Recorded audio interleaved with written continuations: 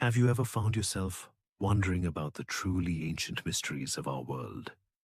Not the kind with hidden treasure maps or forgotten spells, but the deep, echoing enigmas of civilizations that rose and fell, leaving behind whispers of their existence. We're talking about questions that dig into the very soil of history. Where did certain peoples truly come from? How did their languages, their customs, their very identities manage to survive millennia of empires clashing and cultures blending?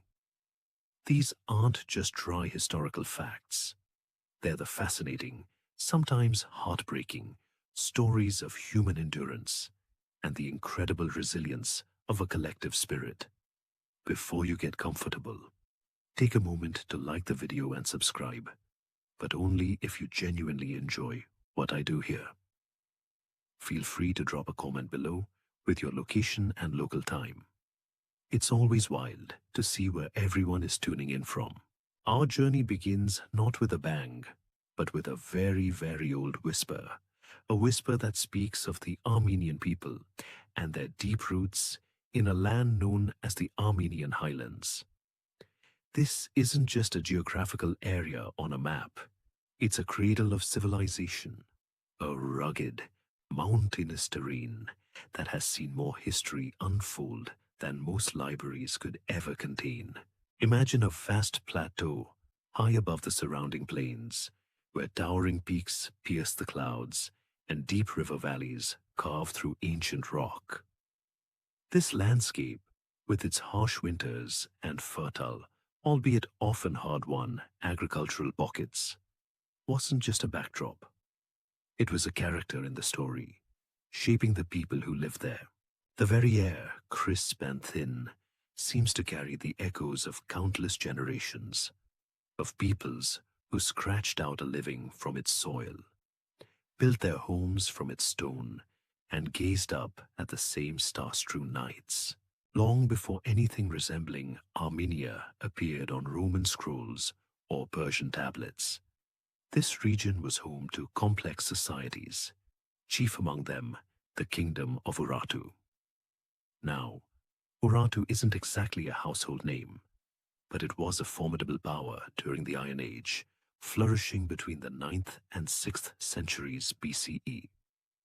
Imagine a sophisticated state, complete with impressive fortresses, intricate irrigation systems, and a distinctive cuneiform script.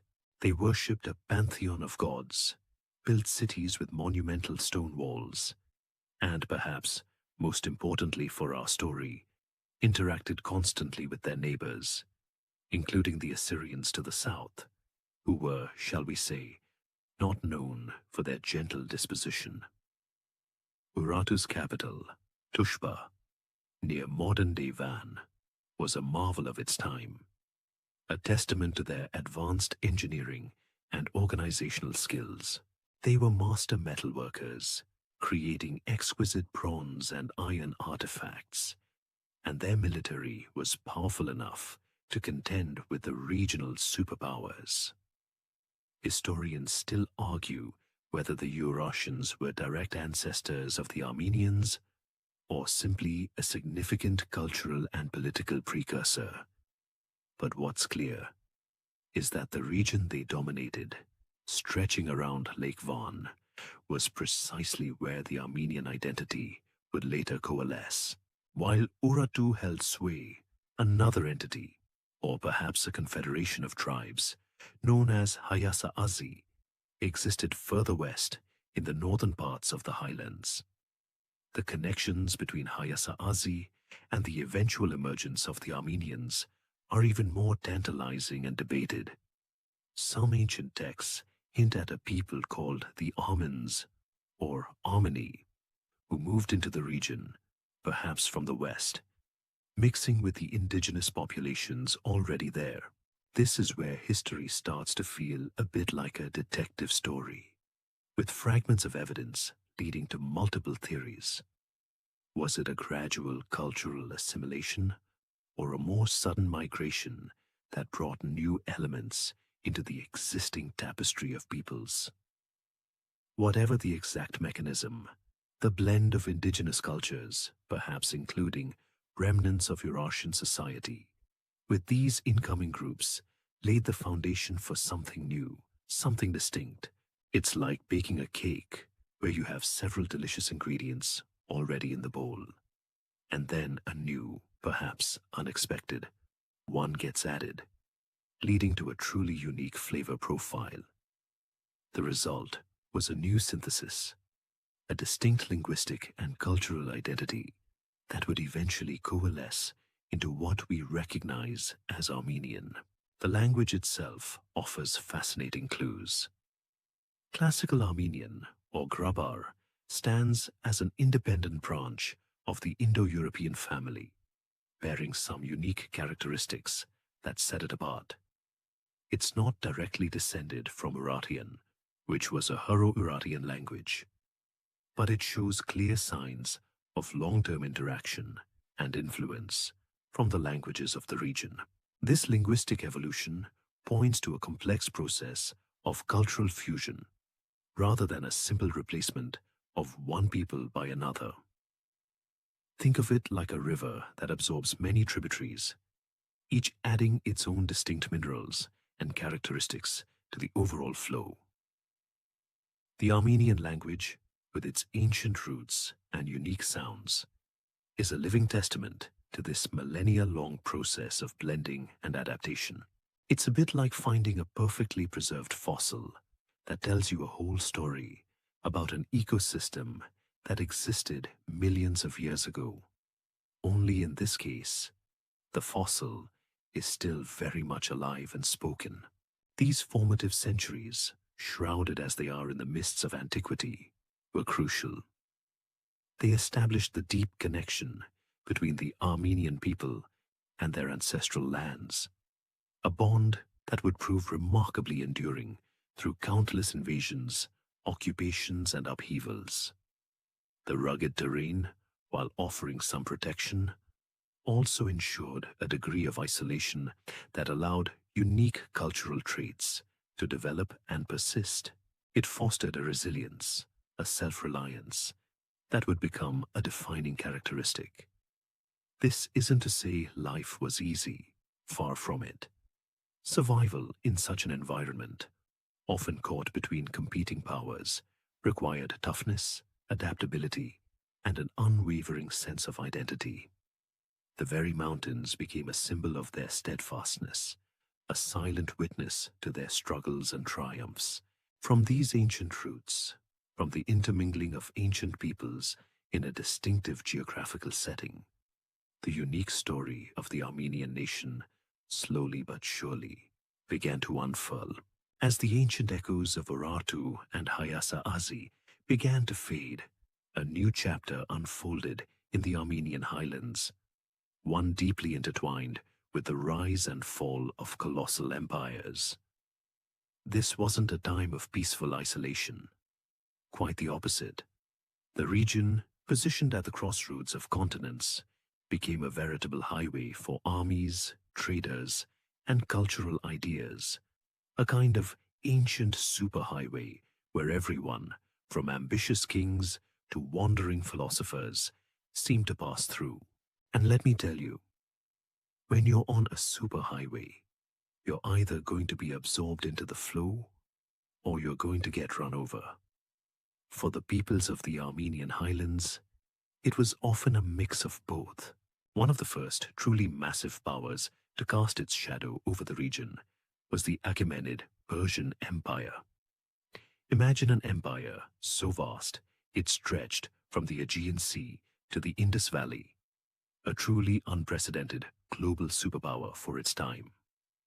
When the Achaemenids, under Cyrus the Great, swept through the Near East in the 6th century BCE, they absorbed the remnants of Urartu and the various tribal groups in the highlands.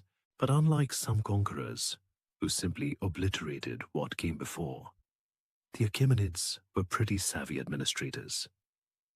They introduced a system of satraps, essentially provincial governors, who ruled on behalf of the great king. And guess what?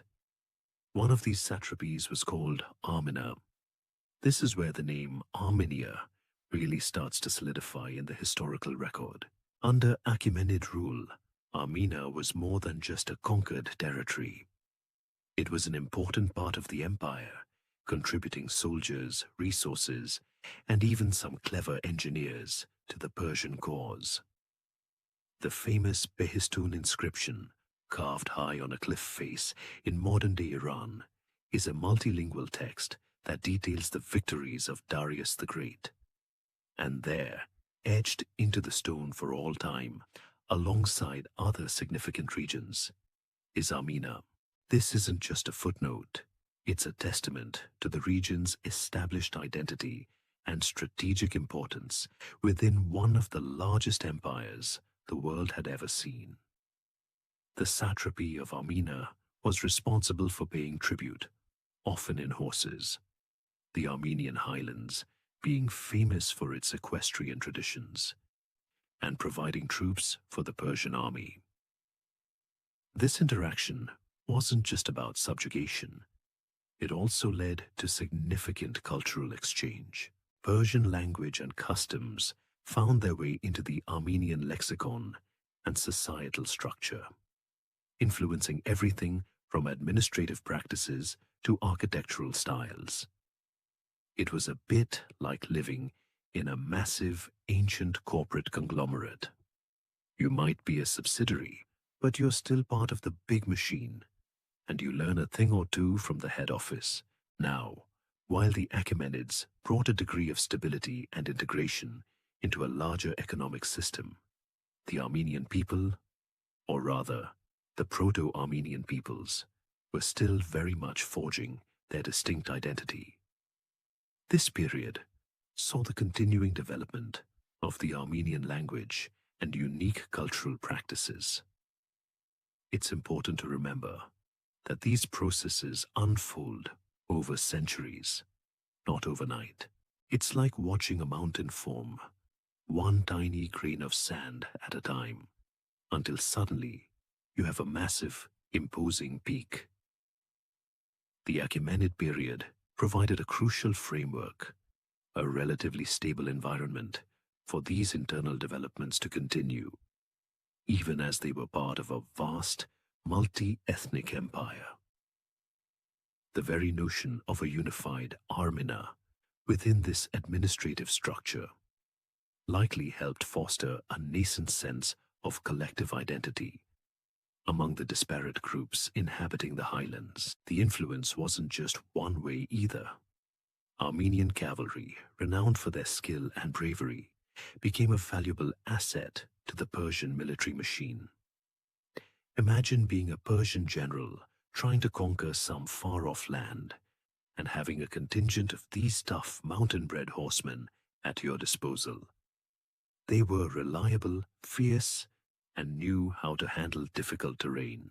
This mutual dependence, though unequal, forged connections and understanding between the ruling power and the local population. It also meant that Armenian leaders, often from established noble families, gained experience in military command and regional governance, skills that would prove vital when the imperial tide inevitably receded. Historians still argue whether the term Armenian at this stage referred to a single cohesive ethnic group or a broader geographical and political designation for the people of Armenia. It's a bit like asking if American in the 17th century meant the same thing as it does today. The identity evolves. However, the consistent use of Armenia in Persian and later Greek records suggests a recognized, if perhaps not fully homogeneous, entity. This designation provided a focal point around which a more unified identity could eventually crystallize. The shared experience of being part of this immense empire, of contributing to its might, and of navigating its administrative structures served as a powerful unifying force. As the centuries of Achaemenid rule progressed, the Armenian highlands continued to be a vibrant mix of cultures and influences. Trade routes crisscrossed the land, bringing goods, ideas, and people from all corners of the empire. This constant influx prevented stagnation and fostered a dynamic cultural environment. The foundations were being laid, brick by brick, for the distinct civilization that would eventually emerge. It was a slow burn, not a sudden explosion, but each century added another layer to the complex tapestry that was becoming the Armenian identity. The administrative unity imposed by the Achaemenids, even if purely for imperial control, inadvertently cultivated a shared experience that would prove crucial in the long run. The vast Achaemenid Empire, for all its might and grandeur, wasn't eternal, and like all great powers, it eventually faced its own formidable challenge. This challenge arrived in the rather dashing form of Alexander the Great, who, with his Macedonian phalanx and insatiable ambition, swept across the known world in the late 4th century BCE. His conquests marked a seismic shift, ushering in the Hellenistic period, an era defined by the widespread dissemination of Greek culture, language, and ideas across the Near East. For the Armenian highlands, already a melting pot of ancient traditions, this meant another layer added to their rich cultural tapestry. It was like suddenly finding out that your local diner, which always served traditional comfort food, was now also offering gourmet fusion cuisine. A bit disorienting, but undeniably exciting. When Alexander's forces carved through the Achaemenid Empire, the satrapy of Armenia, like all other Persian provinces, eventually came under Macedonian control. However, Alexander's empire was, famously, short-lived. Upon his death, his generals, known as the Diadochi, began carving up his vast dominion among themselves. This chaotic period of succession wars, a sort of ancient Game of Thrones played out on a truly epic scale, directly impacted the future of Armenia. The highlands, being strategically vital and rich in resources, became a contested prize. Different Hellenistic kingdoms vied for influence, but ultimately, it was the Seleucid Empire, founded by Alexander's general Seleucus IV Nicator, that emerged as the dominant power in much of the former Achaemenid territories, including Armenia. Under Seleucid rule, the influence of Hellenistic culture deepened significantly. Greek became the language of administration, commerce, and intellectual life in many urban centers. New cities were founded or refounded along Greek lines, featuring gymnasiums, theaters, and agora, where philosophical debates might have taken place. Imagine toga-clad philosophers strolling through Armenian towns, discussing Plato and Aristotle. It might sound like a scene from a very strange historical comedy, but aspects of this cultural exchange were quite real.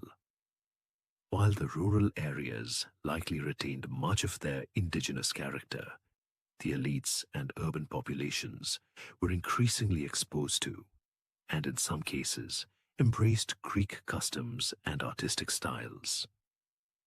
This wasn't just superficial. It was a profound interaction that left its mark on everything from coinage to temple architecture.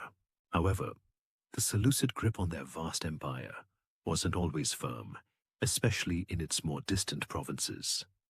As the Seleucid Empire began to weaken, plagued by internal strife and external pressures, local dynasties seized opportunities to assert their independence. And this is precisely where the Artaxiad dynasty comes into our story, marking a pivotal moment in the formation of a truly independent Armenian state. The name Artaxiad itself comes from Artaxias Ban, who seized power around 189 BCE. He had served as a strategist under the Seleucid king Antiochus III the Great, But when Antiochus was defeated by the Romans at the Battle of Magnesia, Artaxias saw his chance. It's a classic case of when the cat's away, the mice will play. Except these mice were ambitious and highly capable regional governors. Artaxias, I wasn't just a rebel, he was a nation builder. He actively worked to consolidate Armenian lands, uniting various principalities and tribes under his rule. He understood the strategic importance of borders and actively defined and defended them, often using natural features like rivers as boundaries. He also founded a new capital city, Artashat, strategically located on the Arax River. Plutarch, the Greek biographer, even suggests that Hannibal Barca, the famous Carthaginian general who was then living in exile and serving as an advisor to Artaxias, had a hand in the planning of Artashat. Whether that's true or merely a delightful historical anecdote, it certainly adds a touch of legendary flair to the city's origins. Artashat became a flourishing cultural and economic hub, a clear symbol of the nascent Armenian Kingdom's independence and growing power. The rise of the Artaxiads demonstrated a growing sense of distinct Armenian identity, one that could assert itself against larger Hellenistic powers. While they adopted many Hellenistic elements, especially in art and administration, they did so on their own terms, integrating them into an existing Armenian cultural framework. They understood the value of a strong central authority and a unified territory, learning lessons from both the Achaemenids and the Seleucids. This period truly laid the groundwork for the most glorious chapter of ancient Armenian history, setting the stage for the emergence of a truly formidable regional power. It was like a young sapling finally breaking through the undergrowth, ready to grow into a magnificent tree.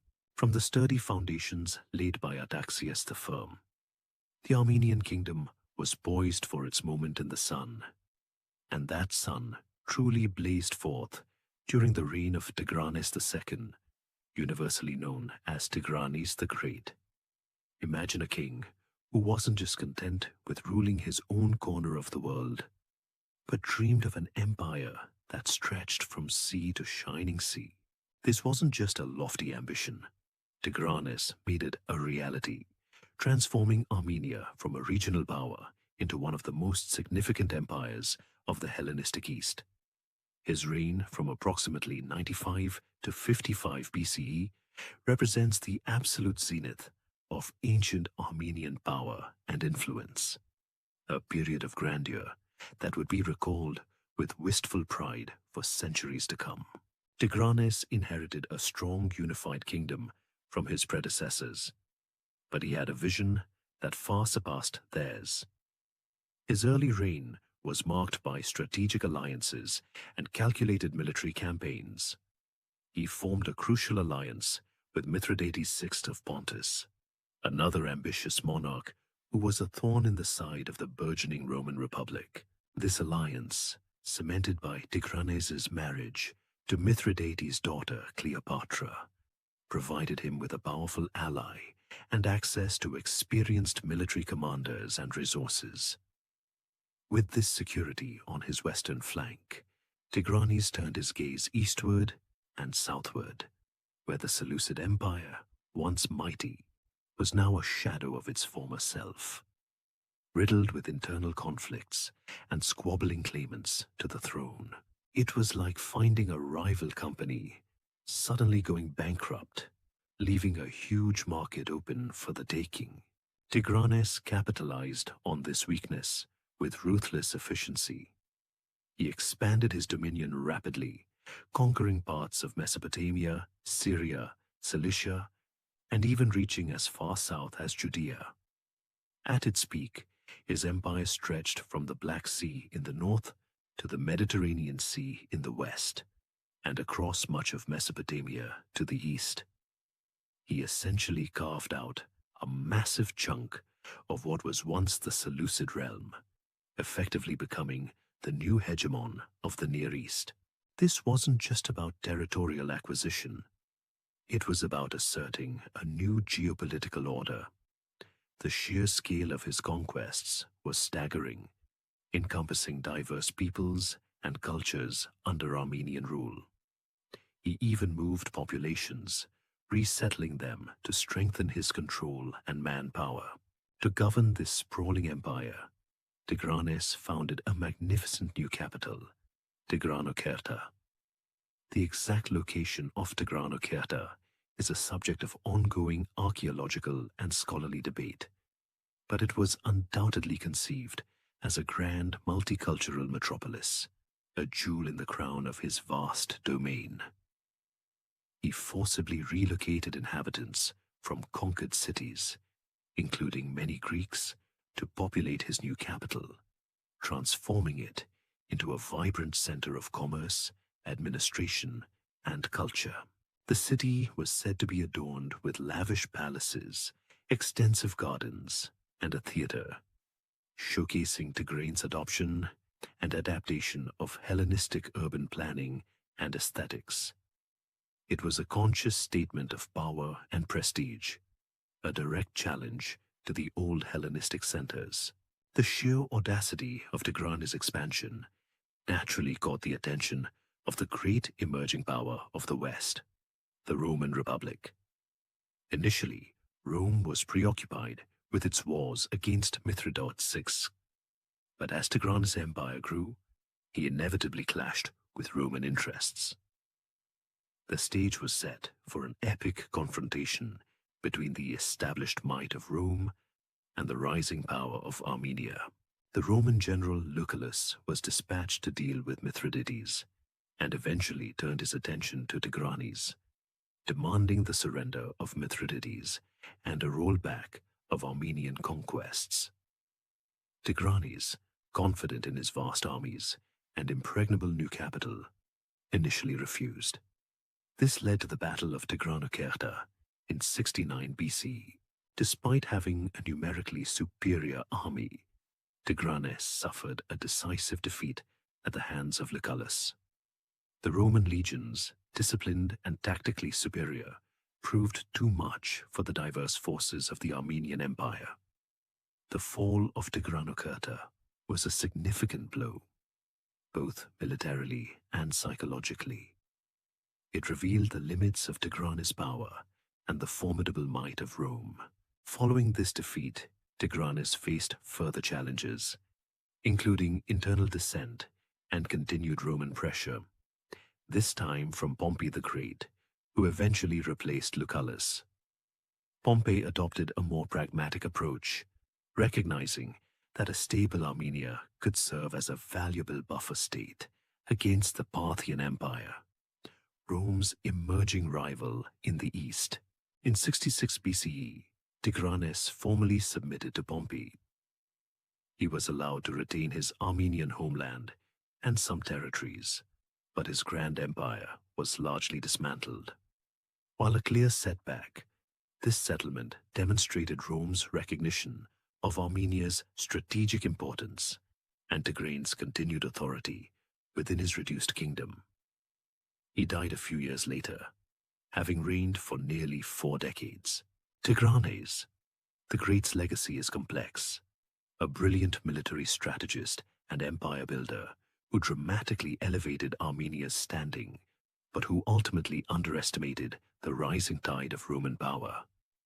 Yet his reign instilled in the Armenian people a powerful memory of past glory, a golden age of imperial reach that would forever remain a source of national pride. Historians still argue whether Tigranes' rapid expansion was a brilliant but ultimately unsustainable gamble against the established powers, or a necessary consolidation of regional power in a volatile geopolitical landscape. Regardless, his name became synonymous with Armenian strength and ambition, a benchmark against which future rulers would be measured. With the passing of Tigranes the Great, The era of fast Armenian imperial expansion drew to a close, and a new, more precarious reality set in. The Armenian Kingdom, now shorn of its grand conquests, found itself trapped in an unenviable position, a crucial buffer state caught squarely between two titanic empires. The ever-expanding Roman Republic, soon to be empire, in the west, and the formidable Parthian Empire in the east. Imagine being a small but important piece of furniture in a very large, very active wrestling match. You're constantly being pushed, pulled, and occasionally sat upon by two enormous, aggressive contenders. It was a geopolitical nightmare, yet also a testament to Armenia's strategic value. For centuries, Armenia became the unwilling stage for proxy wars and direct confrontations between Rome and Parthia. Both empires recognized the strategic importance of controlling the Armenian highlands. For Rome, it was a gateway to Mesopotamia and a potential bulwark against Parthian incursions into their Anatolian provinces. For Parthia, Armenia offered access to the Black Sea and a critical buffer zone protecting their own heartland. Neither side wanted the other to fully control it, leading to a relentless cycle of invasions, puppet kings, and shifting allegiances. It was a dizzying dance of diplomacy and destruction, often decided by the latest military campaign. The Roman approach to Armenia was often characterized by attempts to install pro-Roman rulers, while the Parthians naturally preferred pro-Parthian candidates. This often led to two rival kings simultaneously claiming the Armenian throne, each backed by one of the superpowers. One moment, an Armenian king might be crowned by a Roman general, only to be overthrown by a Parthian invasion the next, his successor placed on the throne with a Parthian diadem.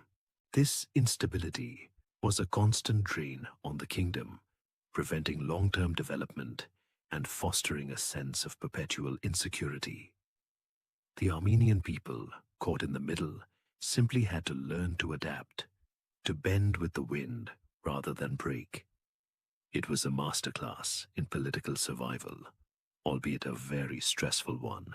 Perhaps the most enduring outcome of this Roman-Parthian rivalry was the establishment of the Arsacid dynasty of Armenia.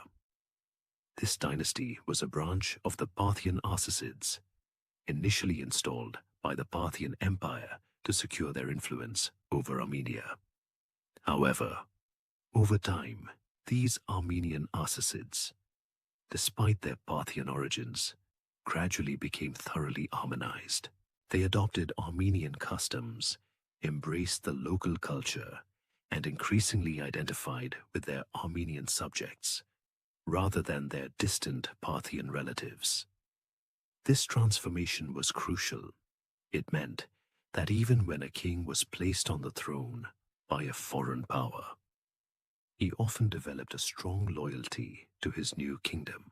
This was a unique blend of foreign lineage and local identity, creating a dynasty that would rule Armenia for several centuries, providing a degree of internal stability amidst external pressures.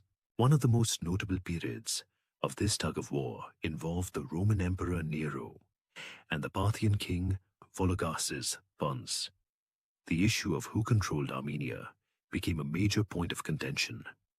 After a series of campaigns, battles, and diplomatic maneuvers, a compromise was finally reached around 63 CE. According to the Treaty of Rhandaea, a Parthian Arsacid prince named Tiridates would be recognized as the king of Armenia, but he would receive his crown from the Roman emperor in Rome. This was a brilliant diplomatic solution. Rome maintained the prestige of granting the crown, while Parthia secured an Arsacid on the Armenian throne. It was a face-saving victory for both sides, a moment where diplomacy, for once, trumped outright warfare. Tiridates even made the long journey to Rome, where he was formally crowned by Nero in a lavish ceremony, a truly spectacular display of imperial power and a memorable moment in ancient diplomacy. This established a precedent for Armenian kings to be of Arsacid Parthian lineage, but required Roman approval, a delicate balance that endured for some time. Despite the constant external interference, the Armenian Arsacid kings managed to foster periods of relative peace and cultural development. They navigated the treacherous geopolitical waters with remarkable skill, often playing Rome and Parthia against each other to maintain their autonomy. This required shrewd diplomacy, military readiness, and a deep understanding of the two empires' shifting priorities. While their territory might shrink or expand depending on the latest imperial whim, the core of the Armenian Kingdom, under its Arsacid rulers, persisted. They built cities, supported art and literature, and slowly but surely continued to solidify a distinct Armenian identity. The Roman-Parthian rivalry also brought Armenia into closer contact with Western Roman culture, even as it retained its strong Eastern influences. Roman architectural styles, legal concepts, and military organization subtly seeped into Armenian society. Conversely, Armenian culture, with its ancient traditions and unique characteristics, also left its mark on the broader Roman East. It was a constant cultural exchange, a vibrant blend of influences that made the Armenian highlands a truly unique corner of the ancient world. This era of being a buffer state, while fraught with danger, undeniably forged the resilience and distinct identity that would define the Armenian people for millennia. It taught them the art of survival under immense pressure, a skill that would prove indispensable in the centuries to come. As the Roman and Parthian empires continued their grand, often violent, geopolitical chess match over the Armenian highlands, something truly transformative was brewing within Armenia itself, an event so profound that it would forever alter the trajectory of the Armenian people and define their very essence. This wasn't a conquest or a new dynasty or even a shifting border. It was the adoption of Christianity as the state religion. Imagine a nation surrounded by powerful pagan empires making such a bold and singular declaration. It wasn't just a religious conversion, it was a political, cultural, and national rebirth, marking Armenia as distinct from its neighbors and aligning its destiny with a new, rapidly spreading faith. It's like a band suddenly deciding to switch genres entirely, from rock to classical. It fundamentally changes their identity and how they present themselves to the world. The traditional date for this momentous event is 301 CE, making Armenia arguably the first nation in the world to officially adopt Christianity as its state religion. Now, some historians debate the exact year, pushing it a few decades later. But the core fact remains: Armenia embraced Christianity as a national faith before even the Roman Empire, which would only do so later with Emperor Constantine's conversion and the Edict of Milan. This timing is incredibly significant, placing Armenia at the forefront of a global religious movement. It wasn't just a handful of individuals converting. It was a top-down, royal decree that fundamentally reshaped society. The central figure in this narrative is St. Gregory the Illuminator. Before his work, King Tiridates III, also known as Tridathro, was a staunch pagan and, according to legend, actively persecuted Christians in his kingdom. The story goes that Gregory, born to a noble family, was himself imprisoned for 13 years in a deep pit, or Urartu, for his Christian faith. It's quite the dramatic origin story for a national saint, isn't it? Imagine being stuck down a hole for over a decade, only to emerge and convince the king who put you there to convert. Talk about a glow-up. The legend further recounts that King Tiridates III fell ill, perhaps even transforming into a boar in a fit of divine madness, and only Gregory, miraculously released from his dungeon, was able to cure him. This miraculous healing supposedly led to the king's conversion. Whether the details are literal or embellished, the historical fact remains that King Tiridates III, recognizing the moral and unifying potential of the new faith, made the monumental decision to declare Christianity the official religion of Armenia. This was a radical departure from the polytheistic traditions that had dominated the region for millennia, with their temples to gods like Aramazd, Anahit, and Vahan. The adoption of Christianity wasn't just a spiritual shift, it was a deliberate act of nation building. It provided a unified moral code, a common identity that transcended tribal loyalties, and a sense of shared purpose for the Armenian people. In a region constantly under external pressure, a shared religion became a powerful internal glue. The immediate aftermath of this conversion was a period of intense religious and cultural transformation. Old pagan temples were either destroyed or consecrated as churches.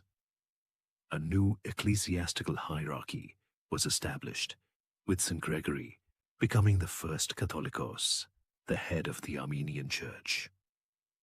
This early Armenian Church developed its own distinct rites and theological interpretations, separate from both the Byzantine and Latin churches that would later dominate the Christian world.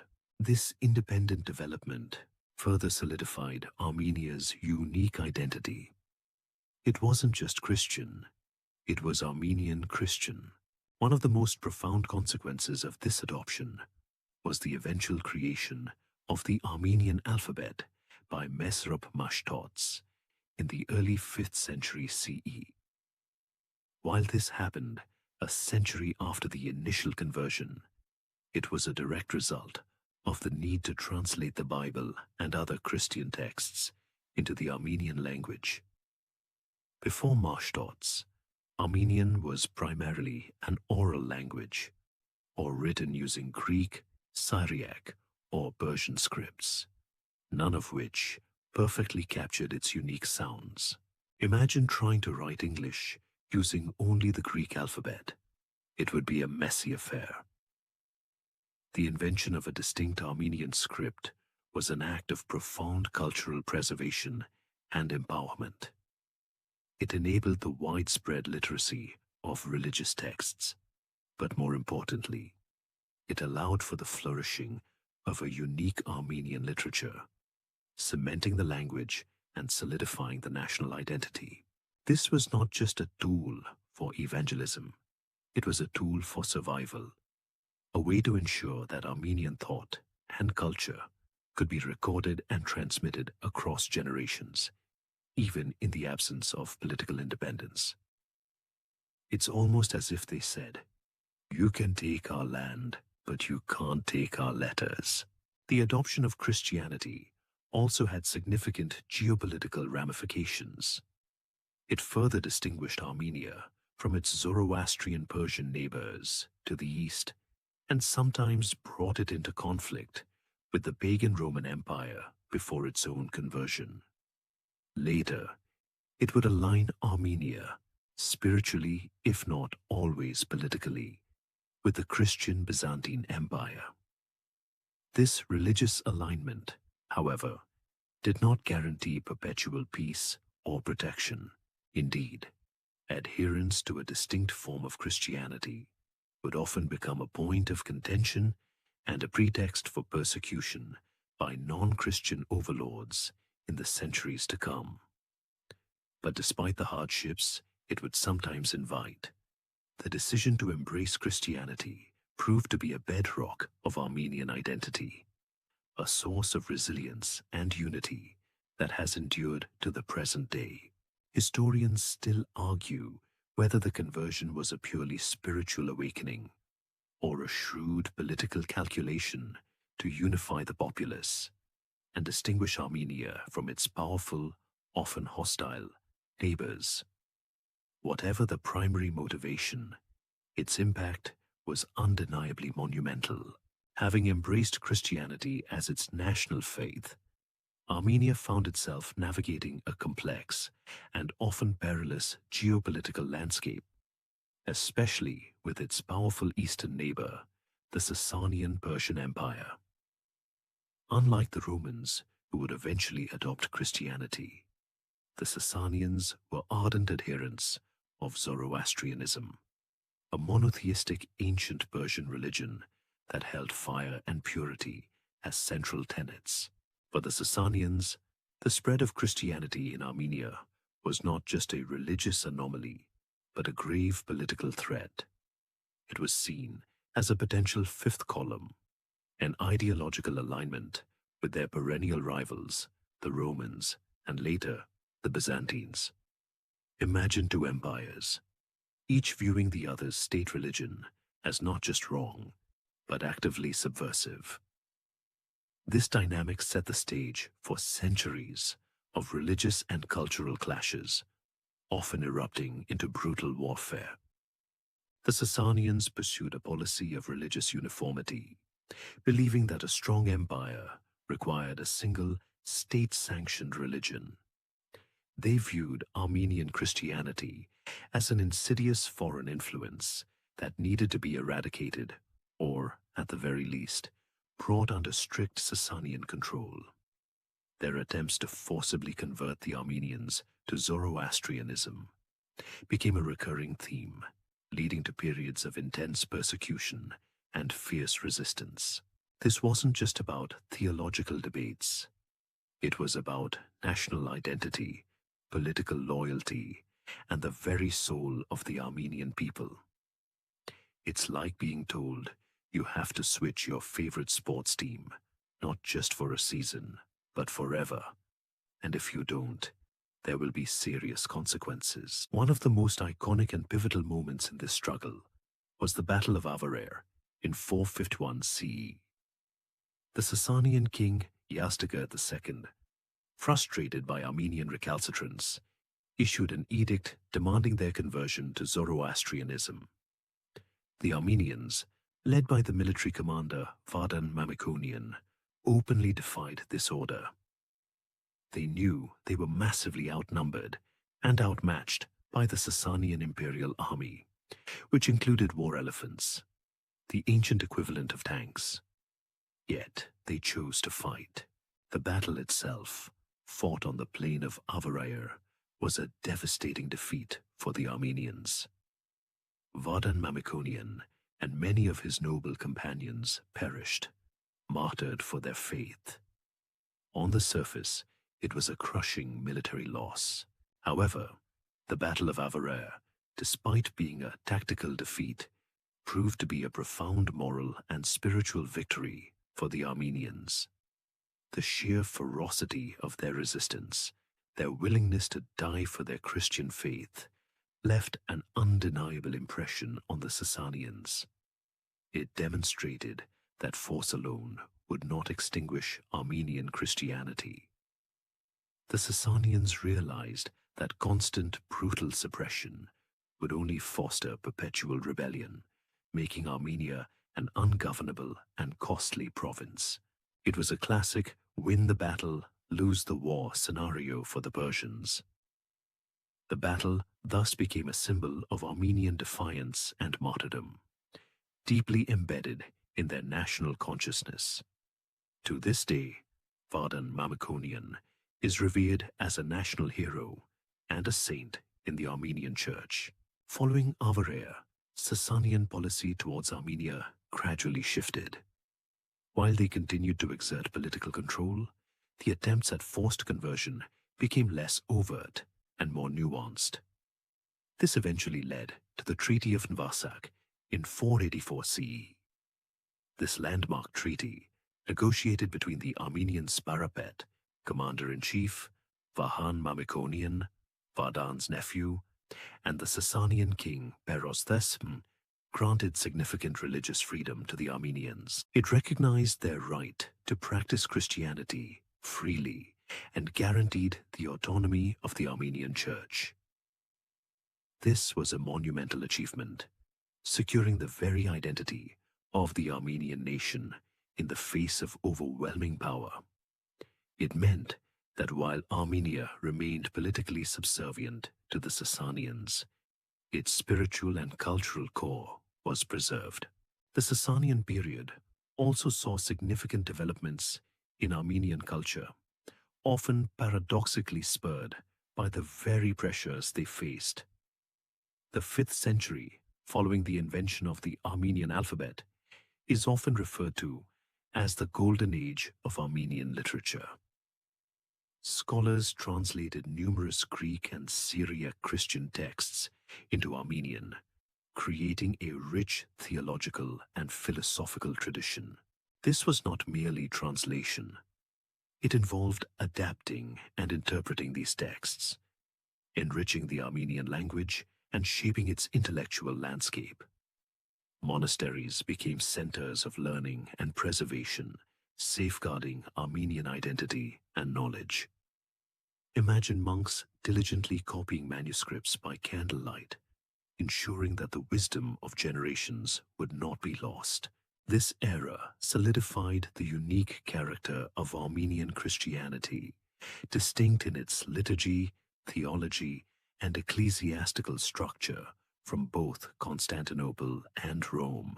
Despite the periods of relative peace, Armenia remained a contested zone, often divided into spheres of influence between the Sasanians and the Byzantine Empire, the eastern continuation of the Roman Empire.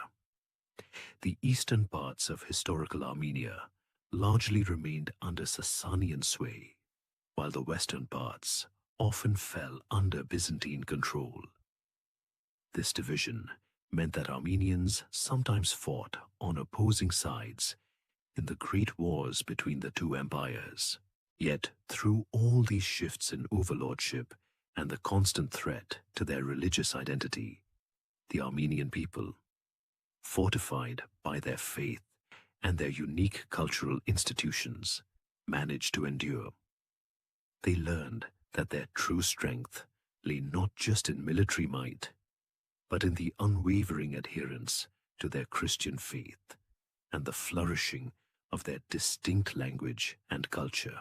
This period cemented Christianity not just as a religion, but as an indispensable component of Armenian nationhood.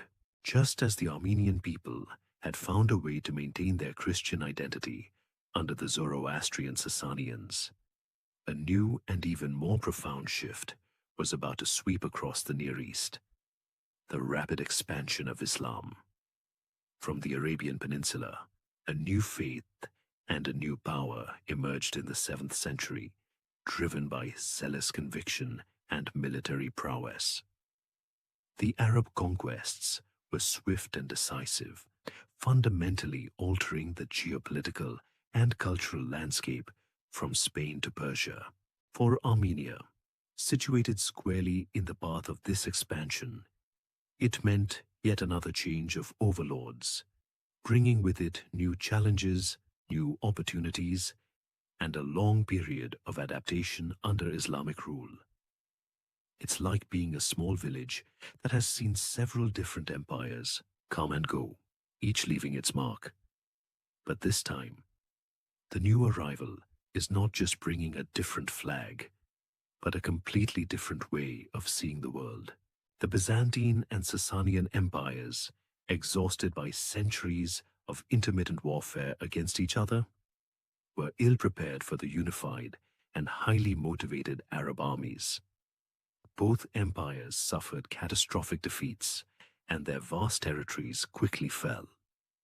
Armenia, as a frontier province for both, found itself caught in the middle of this new wave. The first major Arab incursions into Armenia began in the mid-7th century. Initially, these were raids, but soon they turned into full-scale invasions, aiming for permanent conquest. The Armenians, still reeling from the Sasanian wars and internal divisions, offered resistance, but it was largely fragmented and ultimately unsuccessful against the overwhelming force of the Arab Caliphate. By the late 7th century, most of Armenia had fallen under the control of the Umayyad Caliphate and later the Abbasid Caliphate. Armenia became an autonomous province within the vast Islamic Empire, often referred to as the Ostikanate of Armenia. The Arabs appointed governors, known as Ostikans, to administer the region. This new political reality brought about significant changes. The primary language of administration shifted to Arabic, and Arab garrisons were stationed in key cities. Islamic law and taxation systems were introduced, most notably the jizya, a poll tax levied on non-Muslims, and the kharaj, a land tax. While burdensome, these taxes generally allowed Christians and Jews to practice their religions, albeit as dhimmis or protected peoples, under certain limitations. Despite being under Islamic rule, the Armenian people largely maintained their Christian faith. The Armenian Church, with its deep roots and unique independent structure, proved incredibly resilient. Monasteries and churches continue to function, serving as vital centers for cultural and religious preservation. While there were periods of harsher persecution, particularly under certain caliphs who sought more aggressive Islamization, the general policy allowed for the survival of the Christian community. This was largely due to the sheer numerical strength of the Armenian Christians and their steadfast adherence to their faith. Imagine trying to change the mind of an entire nation. It's a pretty tough sell, especially when their faith is intertwined with their national identity. However, resistance to Arab rule was a recurring theme. Armenian noble families, like the Bagratuni and the Atsruni, often led revolts, sometimes seizing periods of weakness in the caliphate to assert temporary independence. These uprisings, though often crushed, demonstrated a persistent desire for self-rule and a refusal to be fully assimilated. These were often localized struggles, but they kept the flame of Armenian sovereignty flickering. The caliphate, recognizing the difficulty of fully subjugating the mountainous and fiercely independent Armenians, often preferred to maintain a degree of indirect rule, relying on Armenian princes to govern locally in exchange for tribute and loyalty. This created a complex relationship, marked by both submission and subtle defiance. The Arab period also saw the development of more complex trade routes that integrated Armenia into the broader Islamic world.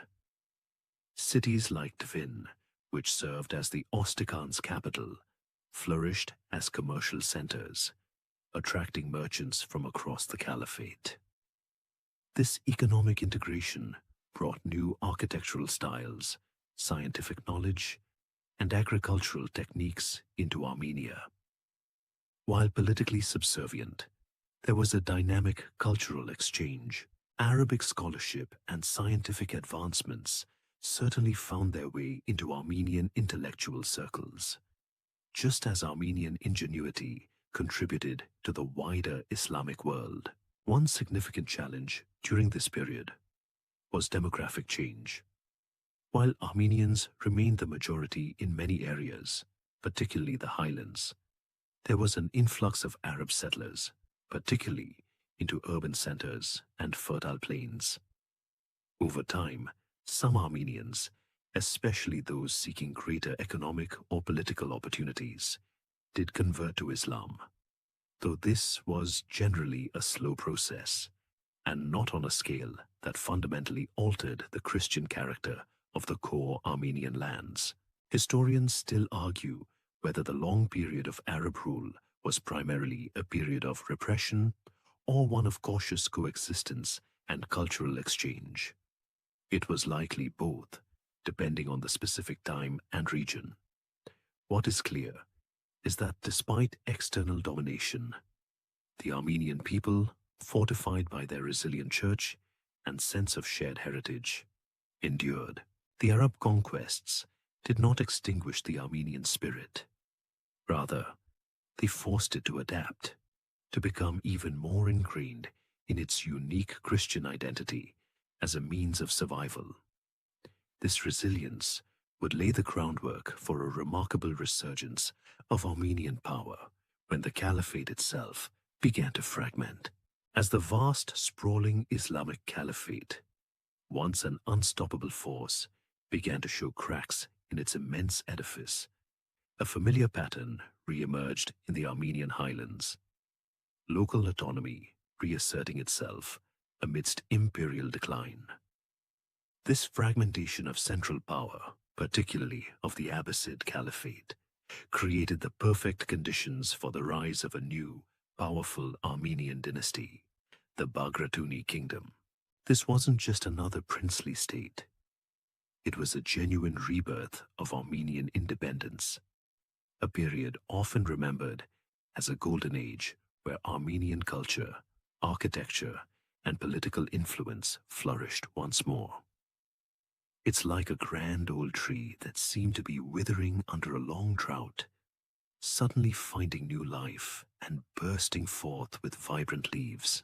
The Bagratuni family was not new to the scene. They were an ancient and highly influential Armenian noble family with deep roots in the region, tracing their lineage back through centuries. They had served as hereditary nakarars, or princes, under both Byzantine and Arab rule, often playing a delicate balancing act between submission and subtle defiance. As Abbasid power waned in the 9th century, particularly with the rise of semi-independent emirates and local governors, the Bagratunis skillfully leveraged their wealth, military strength, and diplomatic acumen to consolidate their power.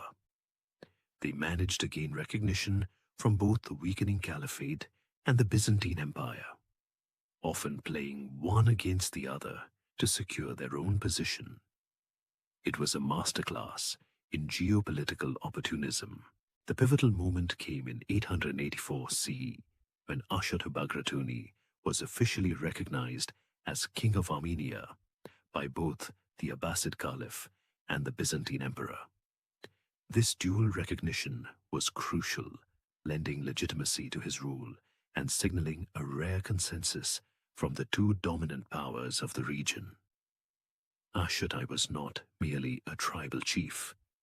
He was a unifying figure who brought together various Armenian principalities under his banner. This marked the official restoration of an independent Armenian monarchy, the first in over 4 centuries. Imagine the collective sigh of relief and pride that must have swept across the Armenian highlands as they once again had their own king. The Bagratuni Kingdom, centered initially around the city of Bagaran and later the magnificent city of Ani, grew into a formidable regional power. Ani, often referred to as the city of 1001 churches, became the dazzling capital, a testament to the kingdom's prosperity and cultural vibrancy. Its towering walls, intricate churches, and bustling markets were renowned throughout the East. Under the Bagratuni kings, Armenia experienced a significant cultural and economic revival. Trade flourished along the east-west routes that crisscrossed the kingdom, bringing wealth and new ideas. Agriculture thrived, and Armenian artisans produced exquisite crafts, textiles, and metalwork. The Bagratuni period was also a time of significant architectural innovation, particularly in church construction.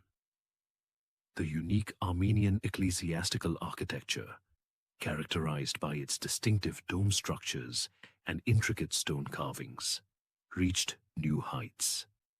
Many of the stunning churches and cathedrals that dot the Armenian landscape today, or whose ruins stand as haunting reminders of past glory, were built during this era. This wasn't just about constructing buildings. It was an expression of national pride and religious devotion, a physical manifestation of their renewed independence and cultural self-confidence. They were literally building their identity in stone. Politically, the Bagratuni Kingdom was not a monolithic empire like Tigranes the Great's, but rather a confederation of semi-autonomous principalities under the suzerainty of the Bagratuni king. While this federal structure sometimes led to internal squabbles and rivalries among noble families, it also allowed for a degree of local governance and resilience. The king, however, was ultimately responsible for defending the realm against external threats, primarily from various Muslim emirates on their borders, and increasingly from the Byzantine Empire to the west. One of the more enduring internal challenges for the Bagratuni kings was managing the powerful Armenian nobility, the Nakarars, who guarded their traditional rights and lands fiercely. It was a delicate balancing act, requiring both strength and diplomacy to keep the kingdom unified. Imagine herding cats, but the cats are heavily armed feudal lords with ancestral claims. Sometimes, a king would exert strong central control, while at other times, the centrifugal forces of the nobility would lead to fragmentation. Historians still argue about the precise balance of power within the Bagratuni kingdom. Was it a truly centralized state, or more of a loose confederation? Despite these internal dynamics, the Bagratuni kingdom enjoyed a remarkable period of independence and prosperity that lasted for roughly 2 centuries. It allowed for the further development of a distinct Armenian identity rooted in their Christian faith, unique language, and rich cultural traditions. The memory of this golden age, with its magnificent capital of Ani, would serve as a powerful beacon for Armenians in subsequent centuries of foreign domination, a reminder of what they had achieved when masters of their own destiny. It was a golden age that, while not lasting forever, imprinted an indelible mark on the Armenian collective memory, a high point to aspire to in times of adversity. Even as the Bagratuni kingdom reached its cultural and architectural zenith, casting the magnificent shadow of Ani across the Armenian highlands, new clouds began to gather on its western horizon. This time, the looming power wasn't a distant caliphate or a new nomadic horde, but the very empire that shared Armenia's Christian faith, the Byzantine Empire. The Byzantine Empire, the continuation of the Roman Empire in the east, with its capital in Constantinople, was a formidable force, steeped in centuries of imperial tradition and driven by a desire to restore the glory of ancient Rome. For Armenia, this meant a shift from battling Islamic pressure to contending with the ambitions of a fellow Christian superpower, a situation that often proved just as, if not more, complex and ultimately detrimental. It's like finally finding a good, stable neighbor after years of chaotic ones, only to discover that they really want to help you by moving into your house. The Byzantines, particularly under their more ambitious emperors of the 10th and 11th centuries, pursued a policy of aggressive expansion and centralization. They viewed the independent Armenian kingdom, with its distinct church and powerful Bagratuni rulers, as a potential threat to their eastern flank, or at best, an area ripe for absorption into their vast imperial structure. Their strategic goals were clear: secure their borders, integrate buffer states, and bring all Christian communities under the direct ecclesiastical authority of the Patriarch of Constantinople. This desire for religious conformity was a significant point of friction, as the Armenian Apostolic Church, having developed independently, had its own unique theological interpretations and a strong tradition of autonomy. The Byzantine approach wasn't always outright military conquest. It often involved a shrewd mix of diplomacy, intrigue, and gradual encroachment. They would exploit internal divisions among the Armenian nobility, offering titles and lands to princes willing to shift their allegiance to Constantinople.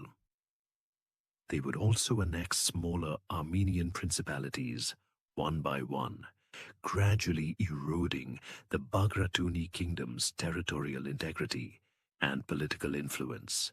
Imagine a patient, powerful boa constrictor slowly but surely squeezing its prey. That was often the Byzantine strategy. Emperors like Basil II, known as the Bulgar Slayer for his ruthless campaigns in the Balkans, also set their sights on the Caucasus. The fragmentation of the Bagratuni kingdom, despite its initial successes, played directly into Byzantine hands.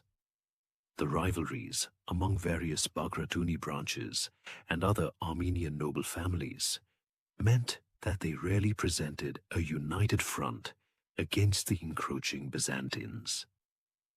When one principality fell, others often failed to come to its aid, focused instead on their own immediate interests or historical grievances. This internal disunity, a recurring theme in Armenian history, proved to be their Achilles' heel. It allowed the Byzantines to pick them off piecemeal, rather than facing a cohesive, unified Armenian resistance. A key turning point came in 1045, when the Byzantine Emperor Constantine Nomd Onomakos formally annexed the city of Ani, the magnificent Bagratuni capital. This wasn't achieved through a grand battle, but largely through political maneuvering and the betrayal of certain Armenian nobles, coupled with the abdication of the last Bagratuni king, Gagik II, under immense Byzantine pressure. The fall of Ani was a symbolic and practical disaster. It marked the end of the independent Bagratuni kingdom in Armenia and signaled the complete absorption of the Armenian heartland into the Byzantine Empire. The once proud city of 1,001 churches, a beacon of Armenian culture, became just another imperial outpost. The consequences of Byzantine annexation were profound. While it brought Armenia into the administrative framework of a powerful Christian empire, it also had significant drawbacks. The Byzantines often pursued policies of Hellenization, attempting to integrate Armenian institutions and clergy into the Byzantine system. This included attempts to force the Armenian Church to conform to Chalcedonian orthodoxy, which was at odds with the Armenian Apostolic Church's Miaphysite theology. These religious differences, dating back to the Council of Chalcedon in 451 CE, had long been a point of contention, and now became a tool for imperial control. Furthermore, the Byzantine administration often removed Armenian nobles from their traditional lands, replacing them with Byzantine governors, or moving Armenian populations to other parts of the empire, particularly to Anatolia, as a means of population control and border defense. This involuntary migration, while sometimes framed as strategic resettlement, led to significant demographic shifts and the weakening of traditional Armenian social structures in their homeland. Many Armenians, including members of the nobility, found themselves transplanted to new regions, often to serve as frontier guards for the Byzantine Empire. Historians still argue whether the Byzantine annexation of Armenia was a net positive or negative for the Armenian people. Some argue it provided a period of relative peace and stability under a powerful Christian empire, while others contend it weakened Armenian national identity and paved the way for subsequent, more devastating invasions. What is clear is that the absorption of the Armenian Kingdom into the Byzantine Empire, driven by imperial ambition and religious differences, left the Armenian heartland vulnerable. It effectively removed the independent Armenian buffer state precisely when a new, far more destructive force was gathering momentum in the east, the Seljuk Turks.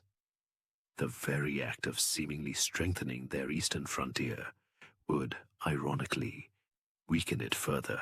No sooner had the Byzantine Empire consolidated its control over the Armenian highlands, believing it had secured its eastern flank, than a new, incredibly disruptive force emerged from the vast Central Asian steppes, the Seljuk Turks.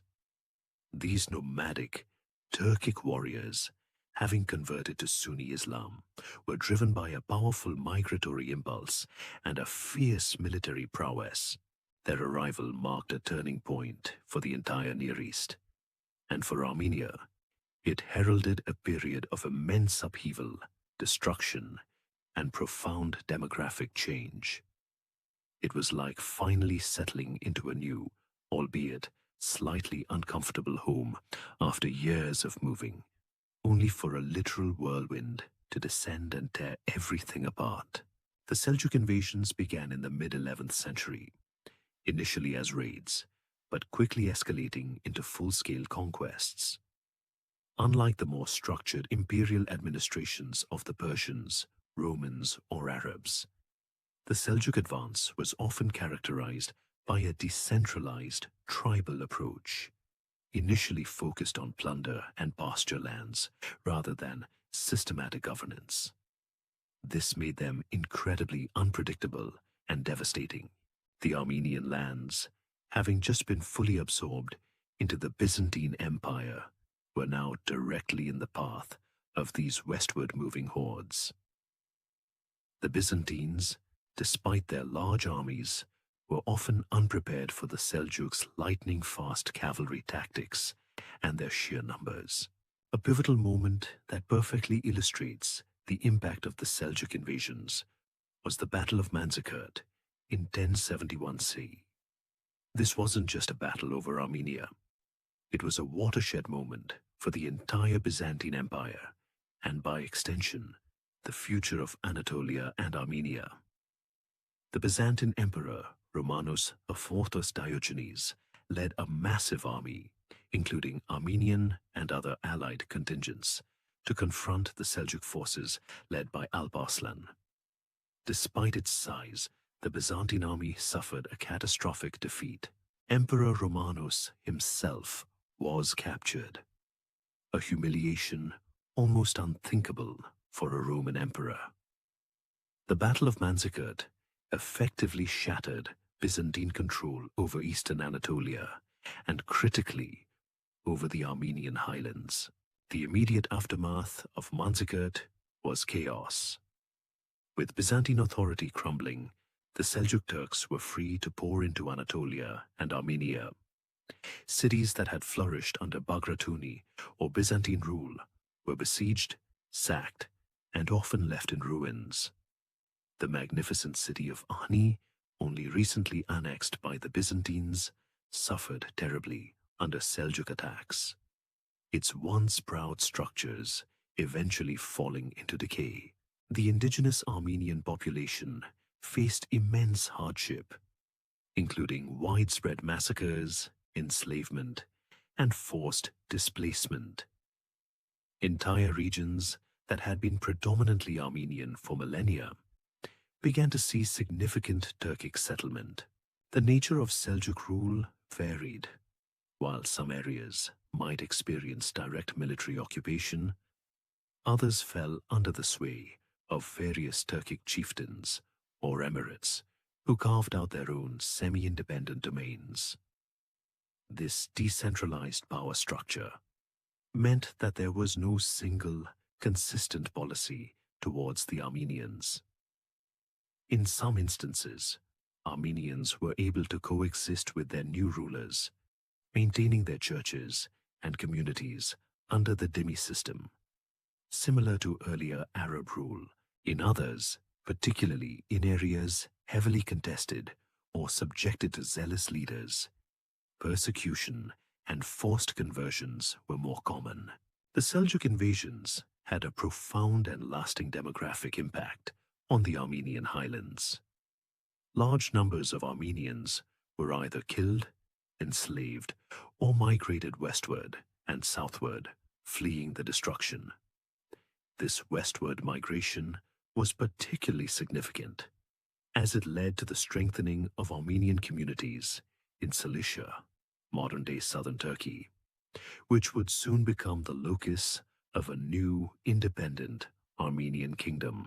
The demographic shift meant that the historical Armenian homeland, while still retaining a substantial Armenian population, began to see a growing Turkic presence, fundamentally altering the ethnic and religious makeup of the region. Culturally, the Seljuk period was challenging for the Armenians. The destruction of monasteries and churches and the general instability naturally hindered artistic and literary production in the immediate aftermath of the invasions.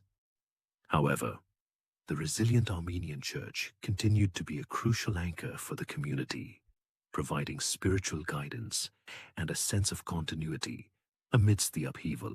Armenian intellectual life and cultural production found new homes in diaspora communities and in more secure regions like Cilicia. Historians still argue about the long-term impact of the Battle of Manzikert. Was it the sole cause of Byzantine decline and the Turkification of Anatolia, or merely an accelerant of trends already in motion? Regardless, its immediate consequences for Armenia were undeniably devastating. The Seljuk invasions shattered the political unity that the Bagratuni kingdom had briefly achieved and irrevocably altered the demographics and power dynamics of the Armenian highlands. It effectively ended direct Armenian rule in their ancestral heartland for centuries, forcing many to seek refuge and rebuild their lives elsewhere, particularly leading to the remarkable emergence of a vibrant new Armenian state on the Mediterranean coast. This era of profound disruption forged an even deeper sense of resilience and adaptability within the Armenian people, as they once again faced the challenge of maintaining their identity in the face of overwhelming foreign domination.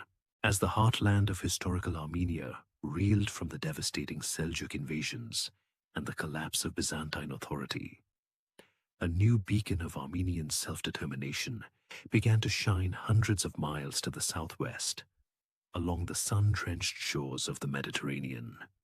This was the emergence of the Armenian Kingdom of Cilicia, a remarkable testament to the Armenian people's extraordinary resilience and adaptability. Imagine a group of survivors from a great catastrophe, picking themselves up, moving to a new land, and not just surviving, but thriving, building a new kingdom from scratch. It was a remarkable act of national persistence, driven by noble families who had migrated or fled the Seljuk onslaught. Cilicia, a fertile plain nestled between the Taurus Mountains and the Mediterranean Sea in what is modern-day southern Turkey, had long been home to a smaller Armenian population.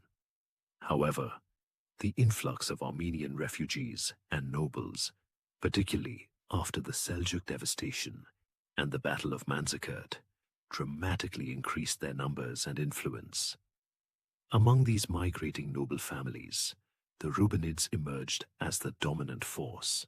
They were a branch of the Bagratid royal family, tracing their lineage back to the former kings of Ani. Under their leadership, these Armenian migrants and local populations began to consolidate power, establishing a semi-independent principality. The Rubenids, led by figures like Reuben Thom, and then his son Constantine the Firm, skillfully exploited the power vacuum created by the weakening Byzantine Empire and the fragmented nature of early Seljuk rule. They initially established a principality in the rugged mountainous regions of Cilicia, a natural stronghold that offered protection from external threats. From these secure bases, they gradually expanded their control over the fertile plains and coastal cities. This wasn't just a random act of squatting. It was a deliberate and strategic process of state building, turning a refuge into a thriving new homeland. What made Cilician Armenia particularly unique was its geographical location and its active engagement with the Crusades. Situated strategically on the routes between Europe and the Holy Land, Cilicia became an invaluable ally for the Crusader states established in the Levant. The Armenians of Cilicia, sharing a common Christian faith with the Crusaders, forged strong military and diplomatic ties with them. This alliance provided the nascent Armenian state with powerful Western allies, offering protection and support against both Muslim rulers and the often unpredictable Byzantines. It was a dynamic, sometimes complicated, but ultimately beneficial relationship. Imagine a small kingdom suddenly finding itself indispensable to powerful international players. It gave them leverage they might not otherwise have had. The interactions with the Crusaders and the Latin West brought significant cultural and political influences to Cilicia. Unlike the Armenian heartland, which had predominantly looked eastward, Cilician Armenia embraced many Western European feudal customs, military tactics, and even architectural styles. The Rubenid princes eventually adopted the title of king and formalized their rule along European monarchical lines. In 1198, Leo I Levandau, also known as Leo the Magnificent, was crowned King of Armenia by the Holy Roman Emperor Henry VI and received his crown from the Pope, signifying the kingdom's official recognition by the major powers of Western Christendom. This was a hugely significant moment, cementing Cilicia's place on the European political map. Under the Rubenid dynasty, and later the Hetamids, who intermarried with the Rubenids, the Armenian Kingdom of Cilicia flourished for nearly 3 centuries. It became a vibrant economic and cultural hub, renowned for its bustling ports, like Ayas, which facilitated trade between East and West. Armenian merchants played a crucial role in international commerce, exchanging goods from Asia with European markets. This prosperity fueled a rich cultural life, including significant advancements in manuscript illumination, literature, and legal codes. The Armenian Code of Law, Datastanagurk, compiled by Mgita Ghosh, was a progressive legal text for its time. It was a golden age for a new Armenian identity, blending ancient traditions with new European influences. Despite its prosperity and alliances, Cilician Armenia faced continuous external threats. It was constantly battling the Mamluks of Egypt, various Turkic emirates, and even periodic Byzantine attempts to reassert control. The Crusades, while providing allies, also entangled Cilicia in broader conflicts that sometimes proved draining. The kingdom's strategic location, which initially brought opportunities, eventually made it a target for every ambitious power in the region. It was a bit like living in a beautiful house right on a major highway, convenient for travel, but everyone else is also using it, sometimes for less than friendly purposes. Historians still argue about the extent to which Cilician Armenia represented a true continuation of the Armenian nation or a distinct somewhat separate entity. What is undeniable is that it provided a vital sanctuary and a dynamic center for Armenian life and culture during a period when the ancestral homeland was under severe foreign domination. It preserved Armenian royalty, developed a sophisticated state, and maintained a strong Christian identity in a region increasingly surrounded by Muslim powers. The memory of this independent kingdom would become another powerful touchstone in the long Armenian narrative, a reminder that even when pushed from their ancient lands, the spirit of Armenian statehood could and would find new fertile ground to blossom. While the Armenian Kingdom of Cilicia flourished on the Mediterranean coast, forging alliances with Crusader states and trading with European powers, the geopolitical chessboard of the wider Near East was once again undergoing a monumental reshuffling. From the vast echoing plains of Central Asia, another immense force was about to descend, a force that would reshape continents and empires. The Mongols, their arrival in the 13th century, marked a new and profoundly impactful chapter for the Armenian people, bringing both unprecedented destruction and, paradoxically, periods of cautious coexistence. It was like living through a series of increasingly large natural disasters, only this time the storm was global in scale, and its impact was felt everywhere. The Mongol conquests, initiated by Genghis Khan and continued by his successors, were characterized by a ferocity and efficiency that stunned the world. Their cavalry, disciplined and numbering in the hundreds of thousands, swept across Asia and into Eastern Europe and the Middle East, crushing kingdoms and empires in their path. For the fragmented Seljuk Sultanate of Rum, which had established itself in Anatolia and parts of the Armenian highlands, and for the various Muslim emirates that controlled much of historical Armenia, the Mongols were an unstoppable cataclysm.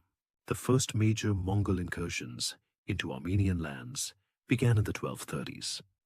The once mighty city of Ani, already ravaged by Seljuk attacks, suffered further under the Mongol onslaught.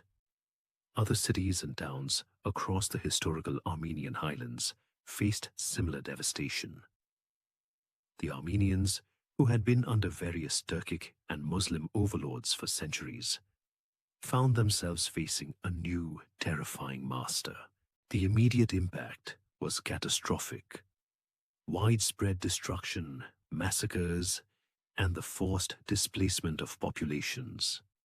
Famines and plagues often followed in the wake of the Mongol armies, adding to the misery. However, the Mongols, while brutal conquerors, were also pragmatic rulers once their initial military objectives were achieved. They were primarily interested in tribute and loyalty, and they often employed local administrators to govern their newly acquired territories. This is where the Armenian nobility and the Armenian Church played a crucial role. Recognizing the immense power of the Mongols, many Armenian princes, particularly those in the historical homeland, made the difficult decision to submit to Mongol overlordship. This was not an act of surrender, but a calculated move for survival, aiming to preserve their communities and institutions from total annihilation. Indeed, the Armenian Kingdom of Cilicia, seeing the writing on the wall, also sought an alliance with the Mongols. King Hethum I of Cilicia, in a truly remarkable and perilous journey, traveled all the way to Karakorum, the Mongol capital in Central Asia, in 1254. He sought a formal alliance against the Mamluks of Egypt and the various Turkic groups, hoping to leverage Mongol power for Armenian security. This alliance was, at times, beneficial, with Armenian troops fighting alongside Mongol armies in their campaigns in the Levant. It was a bold gamble, an attempt to find the lesser of two evils in a world of overwhelming imperial forces. Under Mongol rule, Armenia became part of the vast Ilkhanate, a Mongol Khanate that encompassed Persia, Mesopotamia, and much of Anatolia and the Caucasus. This period brought a degree of Pax Mongolica, or Mongol peace, which, after the initial devastation, allowed for some stabilization and the reopening of trade routes that traversed the vast Mongol Empire. Armenian merchants, with their extensive networks, were able to capitalize on these new routes, engaging in trade that stretched from China to Europe. This economic activity provided some relief and opportunities for rebuilding. Crucially, the Mongols, being largely indifferent to the religious affiliations of their subjects, initially at least, as they followed their own traditional shamanistic beliefs, were generally tolerant of Christianity. In fact, some Mongol leaders, particularly early on, even showed a degree of favor towards Christians, viewing them as potential allies against the Muslim powers. This tolerance meant that the Armenian Church, unlike under some earlier Muslim rulers, largely enjoyed freedom of worship and organization. Monasteries and schools, though often rebuilding from ruins, could resume their activities, preserving Armenian intellectual and spiritual life. Historians still argue about the true impact of Mongol rule on Armenia. While undeniably destructive in its initial phases, it also led to a unique period where Armenians, particularly those from Cilicia, engaged directly with the Mongol world, even participating in their diplomatic missions to Europe. This interaction led to a deeper understanding of Asian cultures and technologies. However, the long-term demographic and economic effects were undeniably negative for the Armenian highlands. The repeated invasions and internal strife within the Ilkhanate eventually led to further depopulation and impoverishment of the ancestral lands. The once thriving cities often struggled to recover. Ultimately, as the Ilkhanate itself began to fragment in the late 14th century, new Turkic and Mongol successor states emerged, leading to further instability and renewed invasions, notably by Timur, Tamerlane, another destructive force who rampaged through the region. The Mongol period, though bringing a temporary shift in the balance of power, did not fundamentally alter Armenia's fate as a land caught between competing empires. It merely added another layer to the complex tapestry of foreign domination, reinforcing the Armenian people's unique ability to survive, adapt, and even find moments of opportunity amidst widespread chaos. While the Armenian homeland grappled with the ebb and flow of Mongol power and its eventual decline, the resilient Armenian Kingdom of Cilicia, perched on the Mediterranean, found itself facing an increasingly existential threat.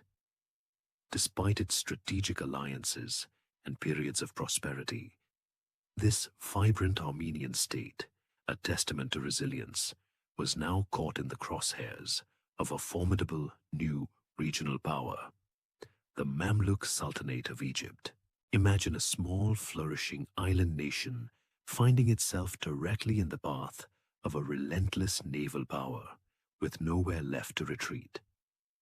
The fall of Cilician Armenia was not a sudden collapse, but a protracted, tragic struggle, marking the end of significant Armenian independence for centuries to come. The Mamluks, originally Turkic slave soldiers who rose to power in Egypt, had become the dominant force in the Levant after decisively defeating both the Crusaders and the Mongols in successive battles, particularly at Ain Jalut in 1260. They were fierce warriors, devout Muslims, and fiercely determined to eradicate any remaining Crusader presence and assert their control over the lucrative trade routes that passed through the region.